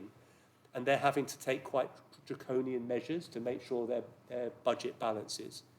That's a choice that you can make as members, but with the reserves that you have a little bit more time to make the changes that are necessary to try and bring that income back to a more reasonable level. I think in most cases, the income will recover. I think where the challenge is going to be is around retail. I think we're doing better than most, but we're going to have to work very, very hard. It's going to take a few more years before we get to a new normal where we can then adjust the balance of our budget accordingly. So hopefully that's given you a flavour of the action we're taking, the scale of the challenge, and why it's really good in Surrey Heath that we have a healthy level of reserves. Sorry, thank you, CEO. Councillor Wheeler, then Councillor Tapper, and Councillor Hawkins. I think Councillor Wheeler, Councillor Hawkins, and Councillor Tapper. Thank you, Chair, and thank you, Chief Executive, for the update. I think in light of some of the comments that have been made this evening, it would be sensible, and I would like to make a proposal, that the draft plans and the robust management that is taking place, some of those are shared, if not with the whole council, then certainly with the members of this committee. and that we have as a standing, given, as we all know, finance is very rapidly downward spiral, and most of our, a large part of our investment is in the town centre, and that was made in order to be able to fund services. So I think it's something that probably needs to be looked at slightly more regularly than it is currently being looked at, and I think it would be very good for us to know what the current plans are and the current active close management is, and therefore I would like to propose that what is going on is shared with the members of this committee and that we add it as a regular item on meetings of this committee moving forward if the rest of the committee is in agreement. So, Wheeler, I do agree with what you say. I'm personally at an advantage because I'm in most of the working groups and committees that are looking at all this. So, but as a committee, you're absolutely right. It should be reported in on a regular basis. The problem we have as a committee is where do we slot it? I've been asked, I think we are looking to have one more meeting throughout the year. Finding a meeting slot for the committee is an issue. So I'm sure we'll come back to you on it. Thank you. Thank you for the suggestion. Really appreciate it. Thank you, Chairman. A number of points there. But, Councillor Perry, I mean, I'm sure you would have seen the recent reports coming out of KPMG and PwC, etc., on the state of the retail market, and accepting that the new norm, as we're now calling it, is, of course, the internet purchasing. But there has been evidence throughout the country and backed up by other retail markets throughout the world that people are coming back into shops. There is an increase in the carrier bag element, whatever a carrier bag is these days. I'm sure it's not plastic, but there have been improvements. There's been, I mean, I've been having residents say to us over the last few weeks, they've been into Camberley and they've seen a greater number of people here. There's a greater buzz around the place and there's more activity. That in itself creates wealth. I mean, the town centre wasn't bought for investments. This committee has agreed it was bought for redevelopment, and it creates NNDR income. It creates employment. It's not just the income into the council's coffers. There's a lot of bolt-on elements that flow through this.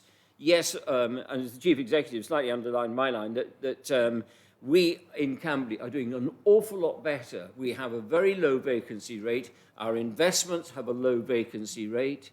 We're doing quite well. Of course, we could do an awful lot better. And if the chairman gets his wish and we've got 5% inflation, well, of course, woohoo! Think what happened to our investments. I mean, I'm looking forward to my investments getting a 5% return, although I'm not looking forward to the bill that comes along with that. There is a cause and effect.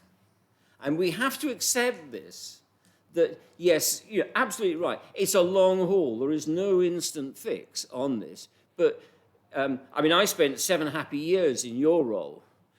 I didn't have a pandemic to deal with, but I had, I don't know if Helen's on the phone, online, I had her father to deal with.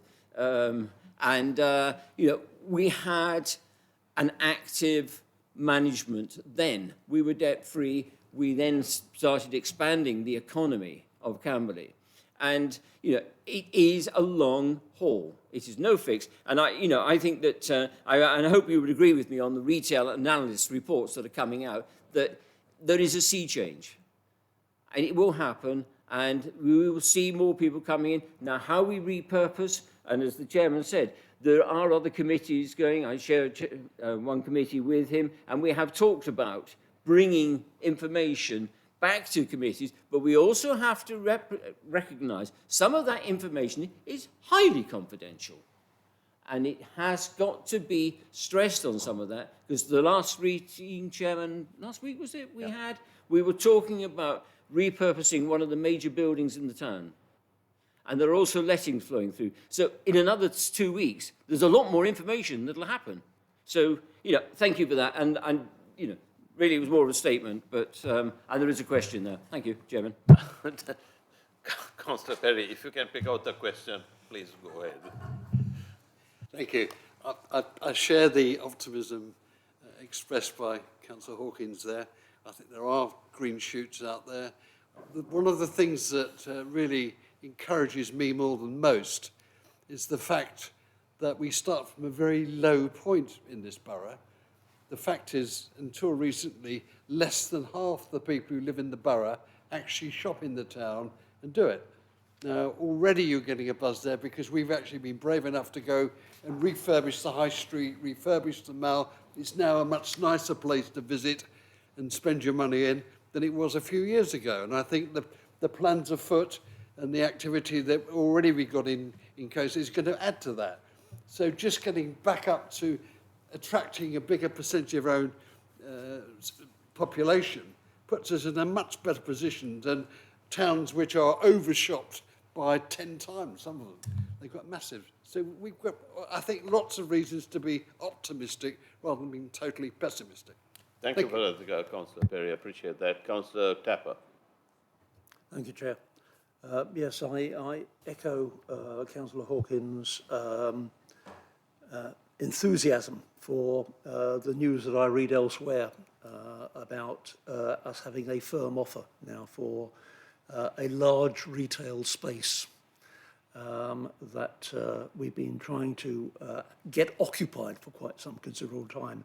And I do hope that it is on financial terms that are truly beneficial to the council, because we know that at least 2 properties within the town are occupied by a certain notorious entrepreneur who is renowned for negotiating peppercorn rents with councils up and down the country for his businesses. I'm not privy to the details of the financial arrangements he has with us for those properties, but if he has managed to succeed in negotiating something along the same lines with us, can we at least have some assurances that situation will be reviewed, and, if necessary, that our connection with him will be ended if he does not agree to make his arrangements with us in future financially beneficial to us and not just to him. Thank you. Point you make, I take the point you have just made. That is always, like I said, a particular committee looks at it and it's always under consideration all the time. I think most of you do make valid comments, but I'm an accountant. Well, I'm not an accountant. I'm a councillor now. Well, we also have to take a pragmatic view. So I'll get Councillor Rice to say a few words. Thank you. I just want to pick up on what Councillor Wheeler mentioned regarding having the reports of the active management strategy brought to the committee. And I don't think a decision was made, and if it was, it wasn't made clearly. Can we ensure that is provided to committee members for each meeting? And I'm sure Councillor Wheeler can reiterate what she wanted. And by the way she described it, I'll be happy to support that and second if required. Thank you for that, Councillor Rice. Councillor Wheeler, you happy with that? You wanted to add something else, didn't you? Sorry, no, I didn't want to add anything. I was going to, but actually the point's been covered elsewhere. But yes, I think that I'm not sure of the constitutional area. Is it just that I proposed it? Do we need to take a vote to see if that's supported? How does it move forward?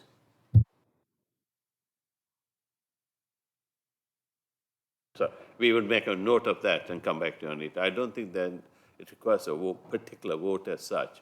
You do make a valid point, and it's extremely valid. I'm sure Democratic Services, Catherine would actually, and the CEO will have a conversation and come back to us. Chairman, the committee are quite right. The committee has the option of adding additional areas to its work programme, and I think the most straightforward thing to do would be to add it to the work programme item at the end of the agenda. Thank you very much. I mean, now, as per usual, I'll have to say have the last word. Sorry. Bates would like sorry? Councillor Bates on it. Oh, sorry, beg your pardon. Councillor Bates. Yes, nearly thank you, missed out, Chairman. Councillor Bates, sorry. Yeah, I don't know how you did that, but never mind. I just want to touch briefly on this because I share Councillor Rice's concern that there didn't appear to be any kind of public plan to how to address any of this. And if you look at it, I mean, look, we can all make kind of political comments about historic decisions that have been made and how successful or otherwise those were. And I've no doubt we'll all have those fun and games again. But the reality is we've got the situation now that we have got to address of serious amounts of money that we now need to find as a council, either through reduction of expenditure or increased income. And there are 4 areas in particular, looking at the budget, that there needs to be a plan to address. Now, it may well be that there already is, and either it's secret or group leaders know, or there isn't one. But the 4 areas are the biggest areas identified in this report. So we've talked about car parking already as one. The second area is regarding town centre investment. And again, it's mentioned in here that our variance is 3.186 million of variance for town centre investment, which is well above the gap that Councillor Perry mentioned. We mentioned that winding up of the Jersey Unit Trust is in its final stages. The remaining monies to be remitted back to SHBC. So it may be that there's some money coming back from that. But that is a huge amount of money that was over and above what we initially thought. We thought we were going to get 1.68 million. And in fact, we're going to spend 1.5 million. So that's a major thing that we obviously need to have a plan to either address it. We can't address it now, to ensure that we are able to address it or minimise the effect of it. The third area is theatre, which is 500,000, and that, and Albany Park is the final area. If you add up those 4 areas together, that's £4.3 million, which is well over double what the gap is that Councillor Perry was talking about. So to me, I would suggest, if there's not already, for a kind of quick summary to councillors, whether it's from Councillor Perry or by officers or whoever, I don't really mind, as to what is being done in those 4 areas to address these very serious variances. Many other areas of the council have done really well. There's no doubt about that. There's a lot of savings that have been made. And in fact, you mentioned about the grant, it would have been even higher if we didn't have that grant. But those are the 4 biggest areas where our variance is much higher than we thought. So we do need to bring that under control one way or the other. And if we can't bring them under control, we need to have a plan as to what we're going to do about it. So hopefully it is there somewhere, or will be enacted quickly. But certainly I would be interested in that. I don't think you need a working group for that. I think it just needs a memo to go around from the portfolio holder to explain what's going on. Well, thank you for that, Councillor Bates. I mean, for those who are struggling to find where these numbers come from, they're on page 28 of the addendum you may have received. That's where the numbers are coming from. Councillor Perry, would you like to answer that, or you want to pass it until the officers come back to you? Only to comment that the action being proposed here is not within the power that I've got on my portfolio. It's a council-wide thing. So I'm sure once these reports come out and the facts and figures are reviewed by the senior management board, then out of that will come a series of actions, and some will be confidential and cannot be published to everybody involved, but the general theme will come out. I think this is purely an estimate of what the likely outcome is like to be. Now, if in fact the upturn we're seeing speeds up, or the speed of the upturn, it could be that the outcome is better. You know, these are funny times, and things are happening very quickly out there, so we cannot say for certain this is going to be the situation.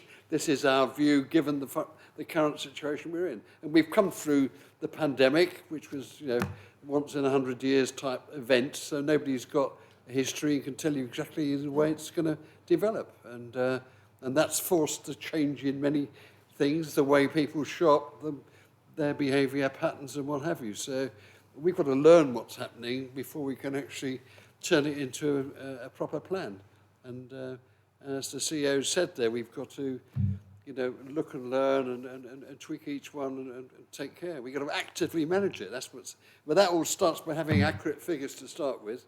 And once you've got the facts in front of you, you're more likely to make the right numbers than if you start guessing and going off at a tangent without having the full facts in front of you. Thank you, Councillor Perry. If there are no other questions, I'm going to take some time, take my turn to actually try and give my view on this. I mean, I really genuinely shocked that the way the numbers have turned out. We did a forecast. This is not, again, not a lecture. We were there at the council. We did a forecast and we produced a budget. And the budget was approved by this council.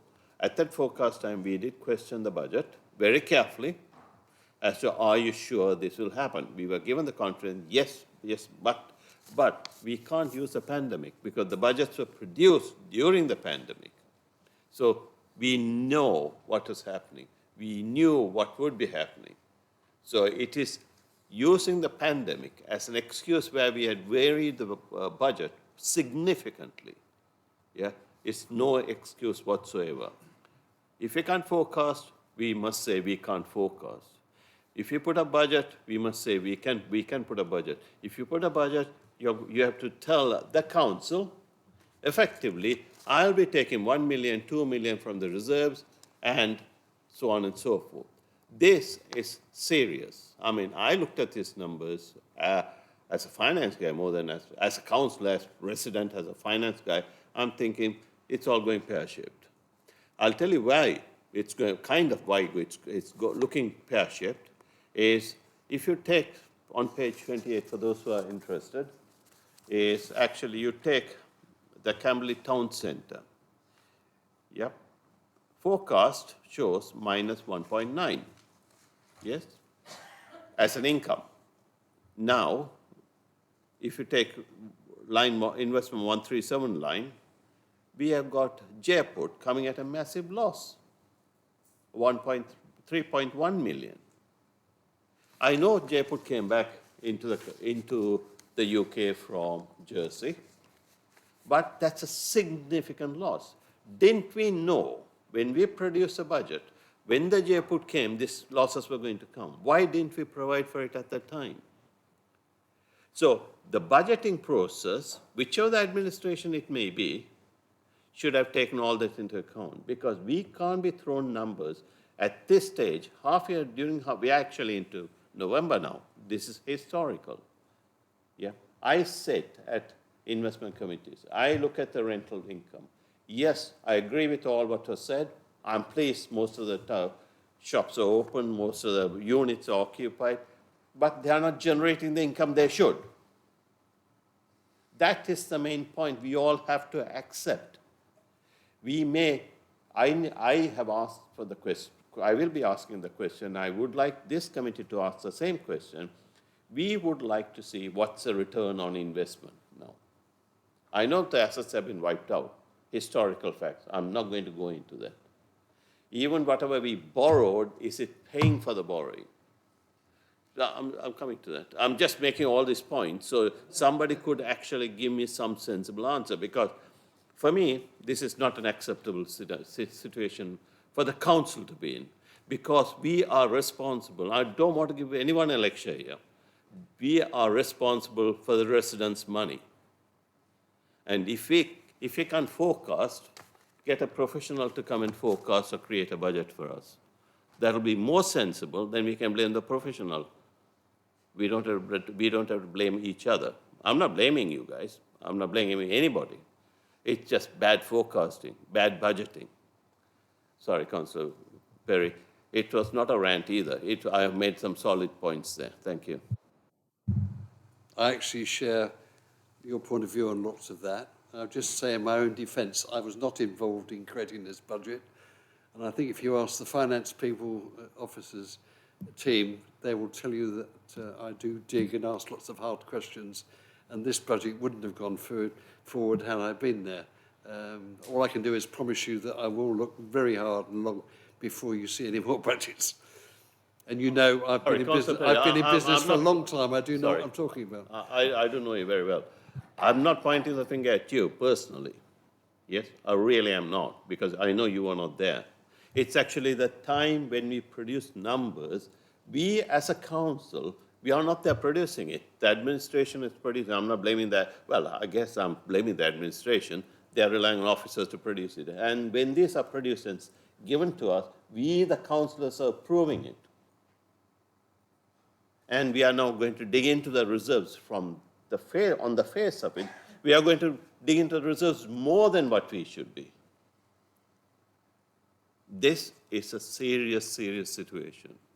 Any CFO, any Section 151 officer should have recognized this coming. This is nothing new, seriously. I'm disappointed that we are in this situation and we are having this conversation. Truly, truly, I'm very disappointed. With that, I want to stop this part of the conversation. If there are any more questions, I'd like to move on. No. Thank you very much. But please do make a note of all what I've just said, please, Catherine. Thank you. Appreciate that. I know you Summarise. You summarize. Thank you.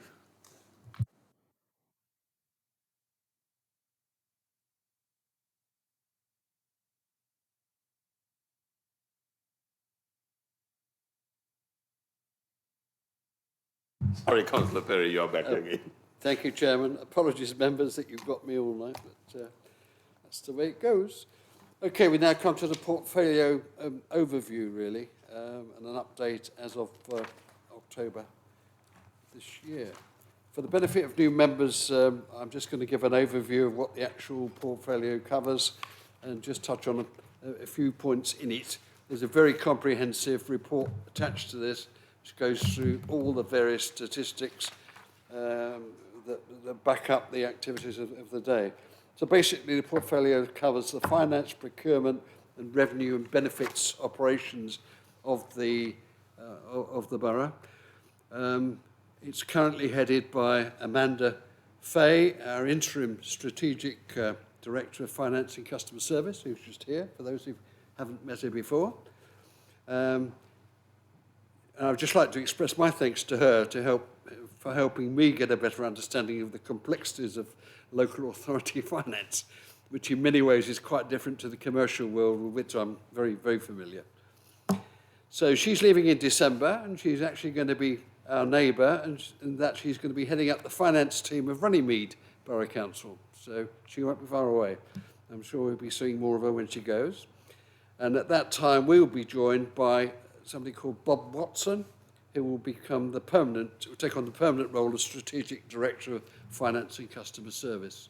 So that's part of the senior management change that our CEO has put in place. And so I think by Christmas, just about everybody will be in situ. So, you know, we spoke about the problems facing the borough, but we're going to have a dynamic new team attacking that. And I've got every confidence that they will handle it very well.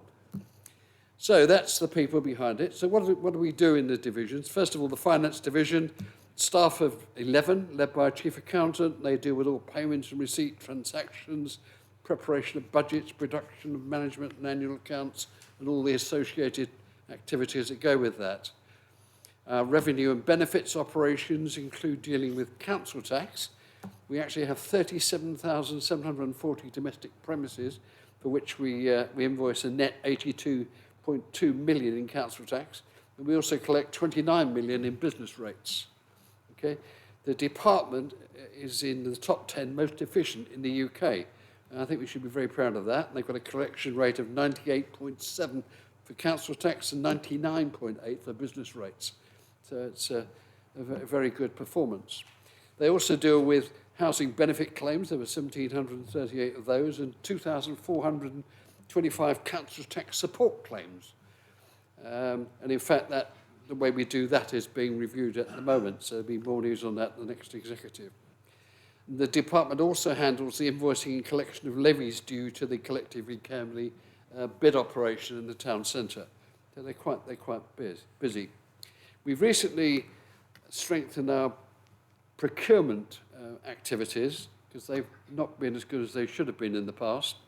And we do have a very experienced but part-time officer who joined us a few months ago, and she's really making a big difference on the procurement side. It's a very professional operation, and we're actually out recruiting for another full-time officer to join that team. And I'm sure that will pay for itself time and time over if that's done properly. So ongoing activities within the department, include constantly reviewing current procedures and methods with a view to improving productivity and general efficiency. And for example, we're installing new software in the accounts department, which will automate the integration of a number of different ledgers.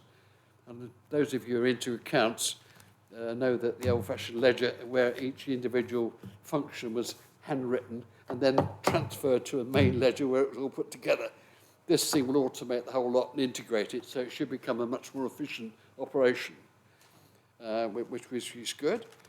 In October, most non-finance managers involved in the borough attended a special finance course to help them improve the awareness they've got of financial management and the requirements necessary to make that an efficient system. The medium-term financial strategy, which we spoke about a few weeks ago, obviously reflects the changes that have taken place over the last year or two. So you can't just look back what happened 2 years ago and put it. We've been looking at and try to reflect the changes which are taking place in terms of income return and all the expenses and the way we do various pieces. And in the past, it's been done once every 5 years and left in a drawer, basically. So we've now agreed it's got to be updated at least yearly, if not half yearly, to reflect any changes that take place. And obviously, it's going to have a big amendment once we can quantify the impact of the 5-year strategy that's just been agreed, because that has a number of actions in there which will knock on, create spending in various areas and changes in various areas, and that all needs to be reflected from the financial point of view in the medium-term financial strategy. So that's another activity which is going on within the operation of the portfolio. I've already reported on Treasury management activities, and I've given an indication of how we're doing department by department against this year's financial forecast. There's a lot more information in the report for those who haven't already done so. I suggest you do read it. There's statistics on every single activity in the department there. But I'm very happy to answer any general questions you've got this evening.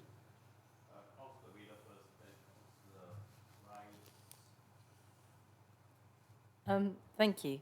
I just am interested right at the end of the report of one of the notable successes is an improved process for the governance and monitoring of major programmes and capital projects. I just wonder, Councillor Perry, if you could tell me at what point we put in the improved process for the governance and monitoring of major programmes and capital projects.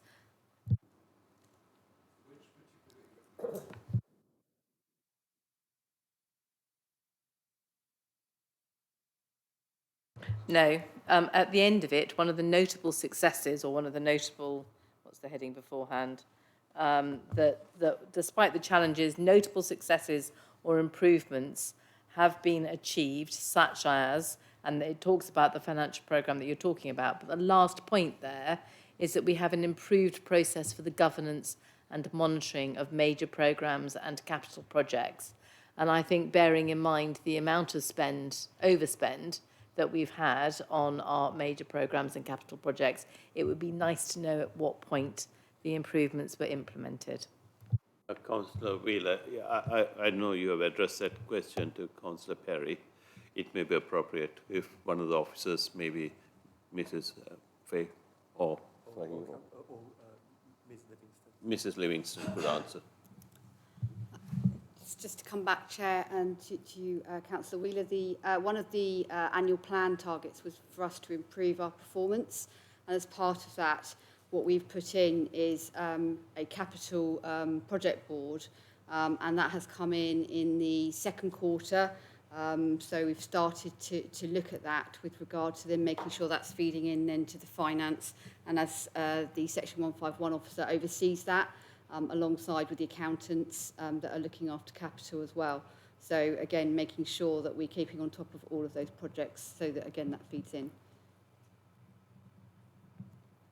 Thank you. Just the date then. So the first time that board met was when? It probably was in, I would say probably in June. I'm just trying to think of, I think it was June was the first one.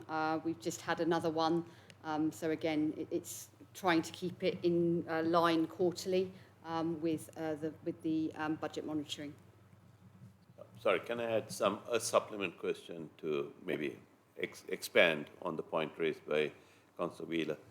I mean, you know, we have just started a task and finish group on a process, effectively, about the road works, yeah?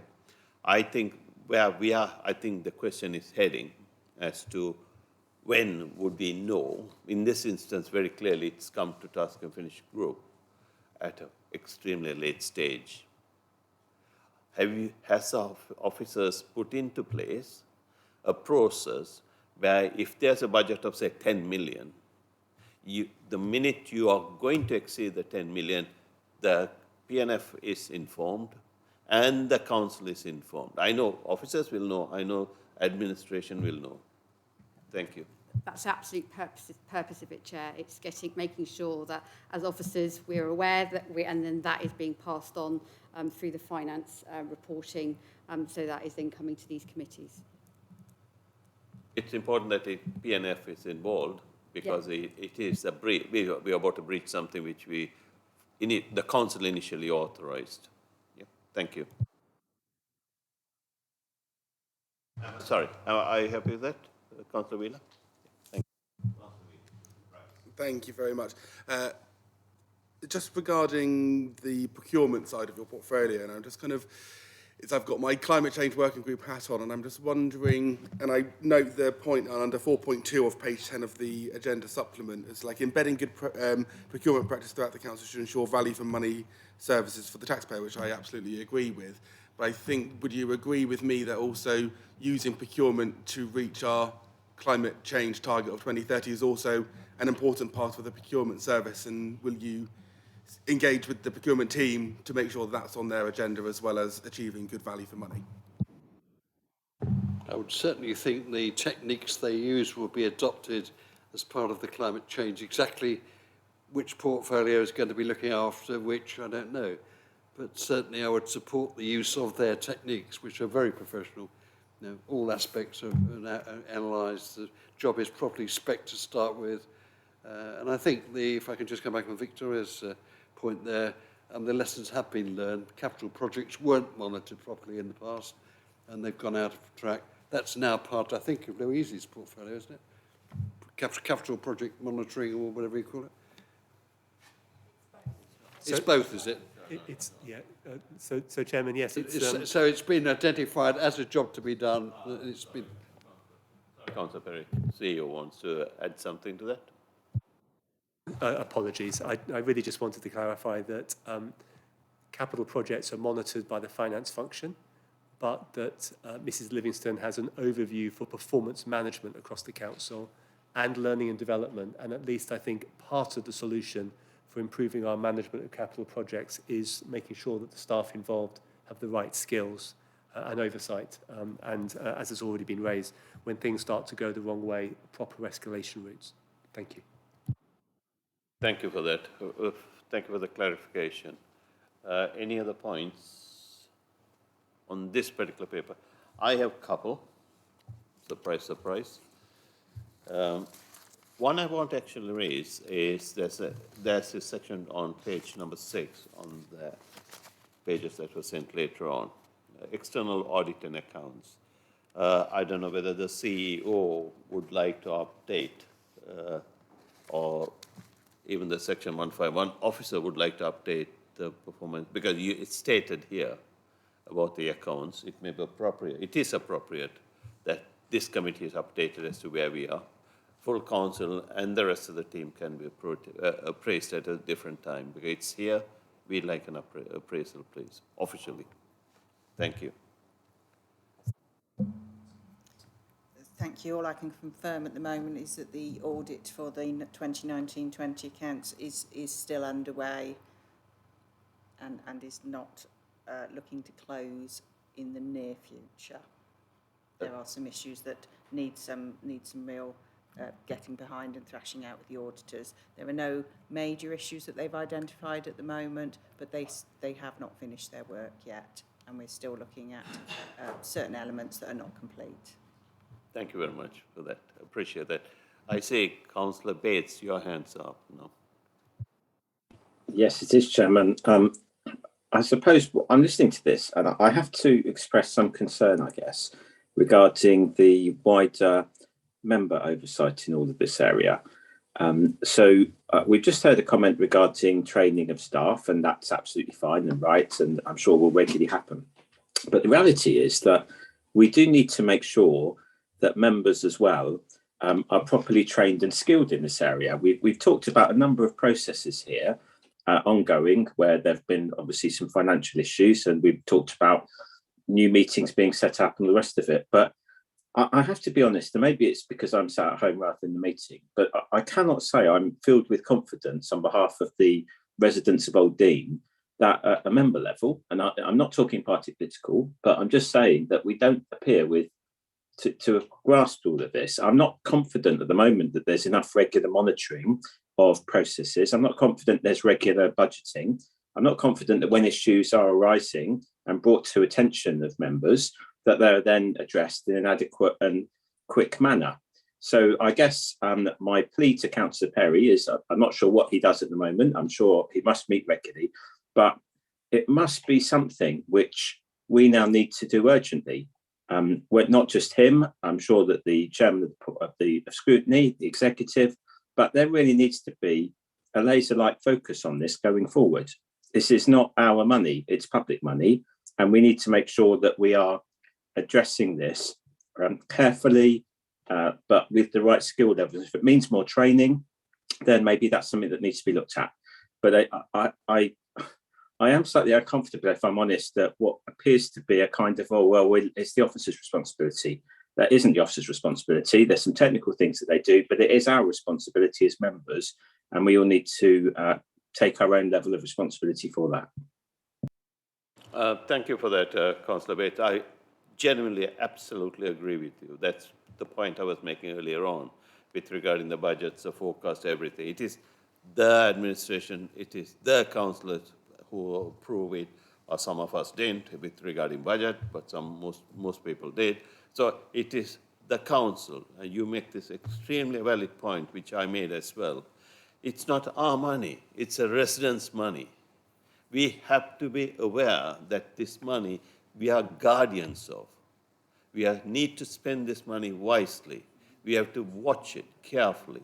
We can't absolutely go around borrowing money because we made a cock up, or pardon the expression, if we messed it up. Yeah, it's just not possible.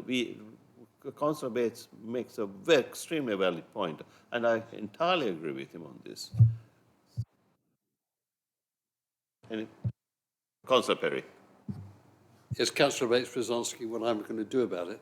I see my job as portfolio holder really is to keep on top of the accounts as they're being produced on a day-by-day basis, to try and identify the key issues, then bring them forward to members in English.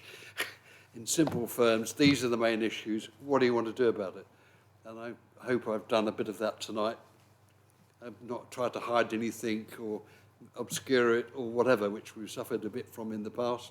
I'm a great believer in getting to the nub of the question, stating it so everybody clearly understands, and getting everybody's view and agreement as to what we're going to do about it. And of course we're all about it. I'm certainly not advocating that we throw public money around at all. Quite the opposite. Thank you. Thank you for that, Councillor Perry. Any more questions on this? No. I have got one more question, which is kind of my pet topic, audit fees. This every company I worked with have brought it up because I don't like paying the auditors.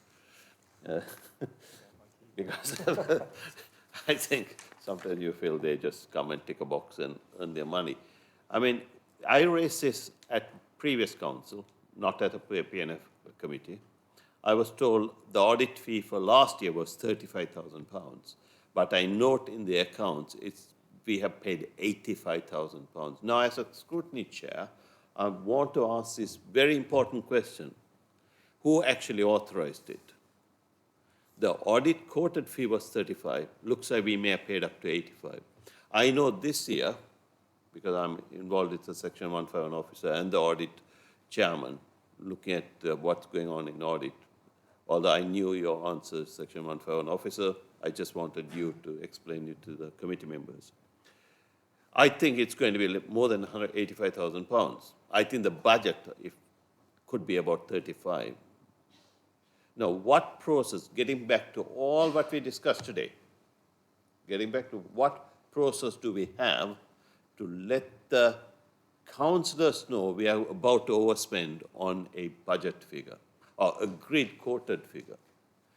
I'm sure, I'm sorry to put you, Section 151 officer, I know you're temporary, my apologies. You may not have the answer, but I'm going to hand that ball to possibly to the CEO, who also may not have the answer, because he's also relatively new. So it's something for you folks to come back to us if you don't have the answer today. Thank you. I mean, I can speak on the audit fees, particularly in the process for setting audit fees, is they are set externally by PSAA when they let the contract. They set a base level fee, but that fee can be varied through the year. The auditors will look at the work they need to do, and that is led by the scope of the work that is set down in the National Audit Code of Practice, and any particular additional work they think has been necessary to look at the individual council that they're working with.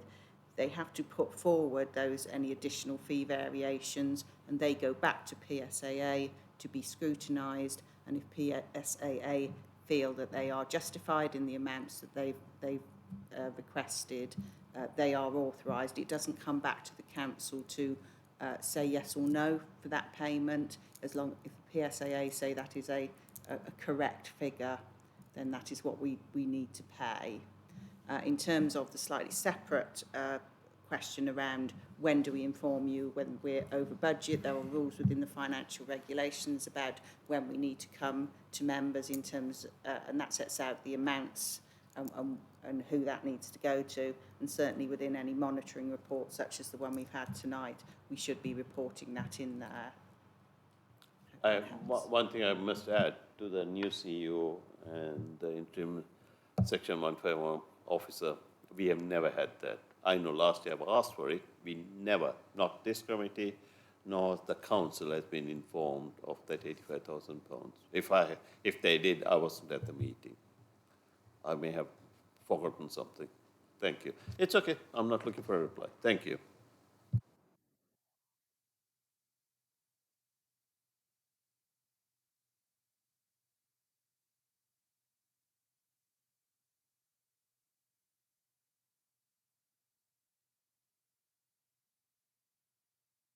Sorry, thank you for that, Councillor Wright. We are on to agenda item 9. Thank the Lord.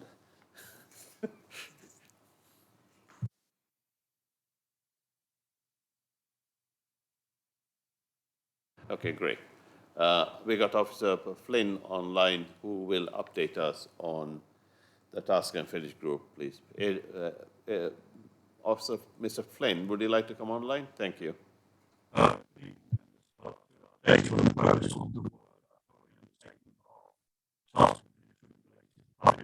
Your connection is very poor, Adrian.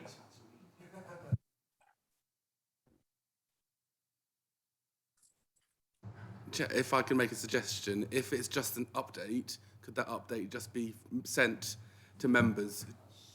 I second that. To be honest, it's extremely a short update. Maybe Mrs. Fahy can help us. Thank you. I believe Adrian was just going to say that he's working on that piece of work for the task and finish group. He's been talking to officers and gathering the information that was required, and intends to report back to the task and finish group on his findings within the next month.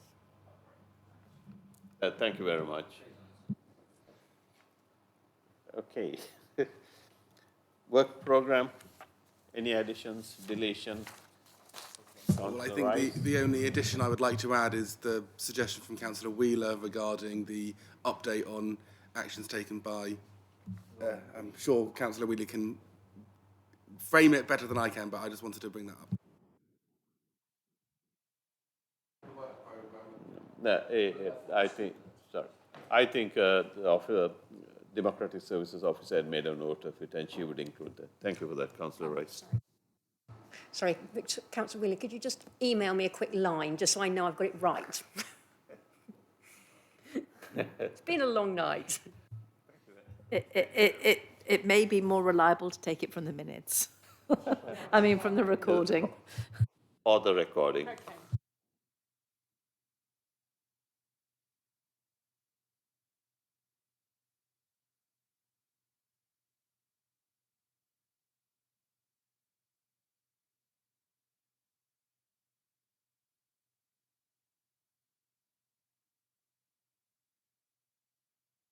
What about the meeting, next meeting? Yeah, Can we discuss this yep, in yep, please do. Sorry, just to extend your meeting by a couple of minutes. Our next scheduled meeting is actually scheduled for the 12th of January. Now, I looked at the report deadlines, which means officers have to get me all their reports before Christmas. They don't know this yet. And then I have to publish the day we all come back into the office. I was just wondering how the committee would feel if they'd be amenable to me moving the meeting back a week to the 19th. If you'd rather have the 12th, that's fine, but...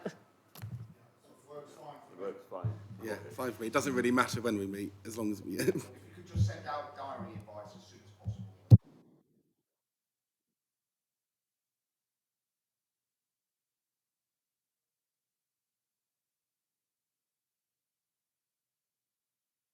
Edward. Thank you very much. On the flippant side, tell me a day you have not been difficult. I'm trying to learn from you, Sashi. Thank you very much. Folks, thank you so much for attending today. I found it very interesting. I hope all of you did. And have a good evening. And Thank you, Chairman.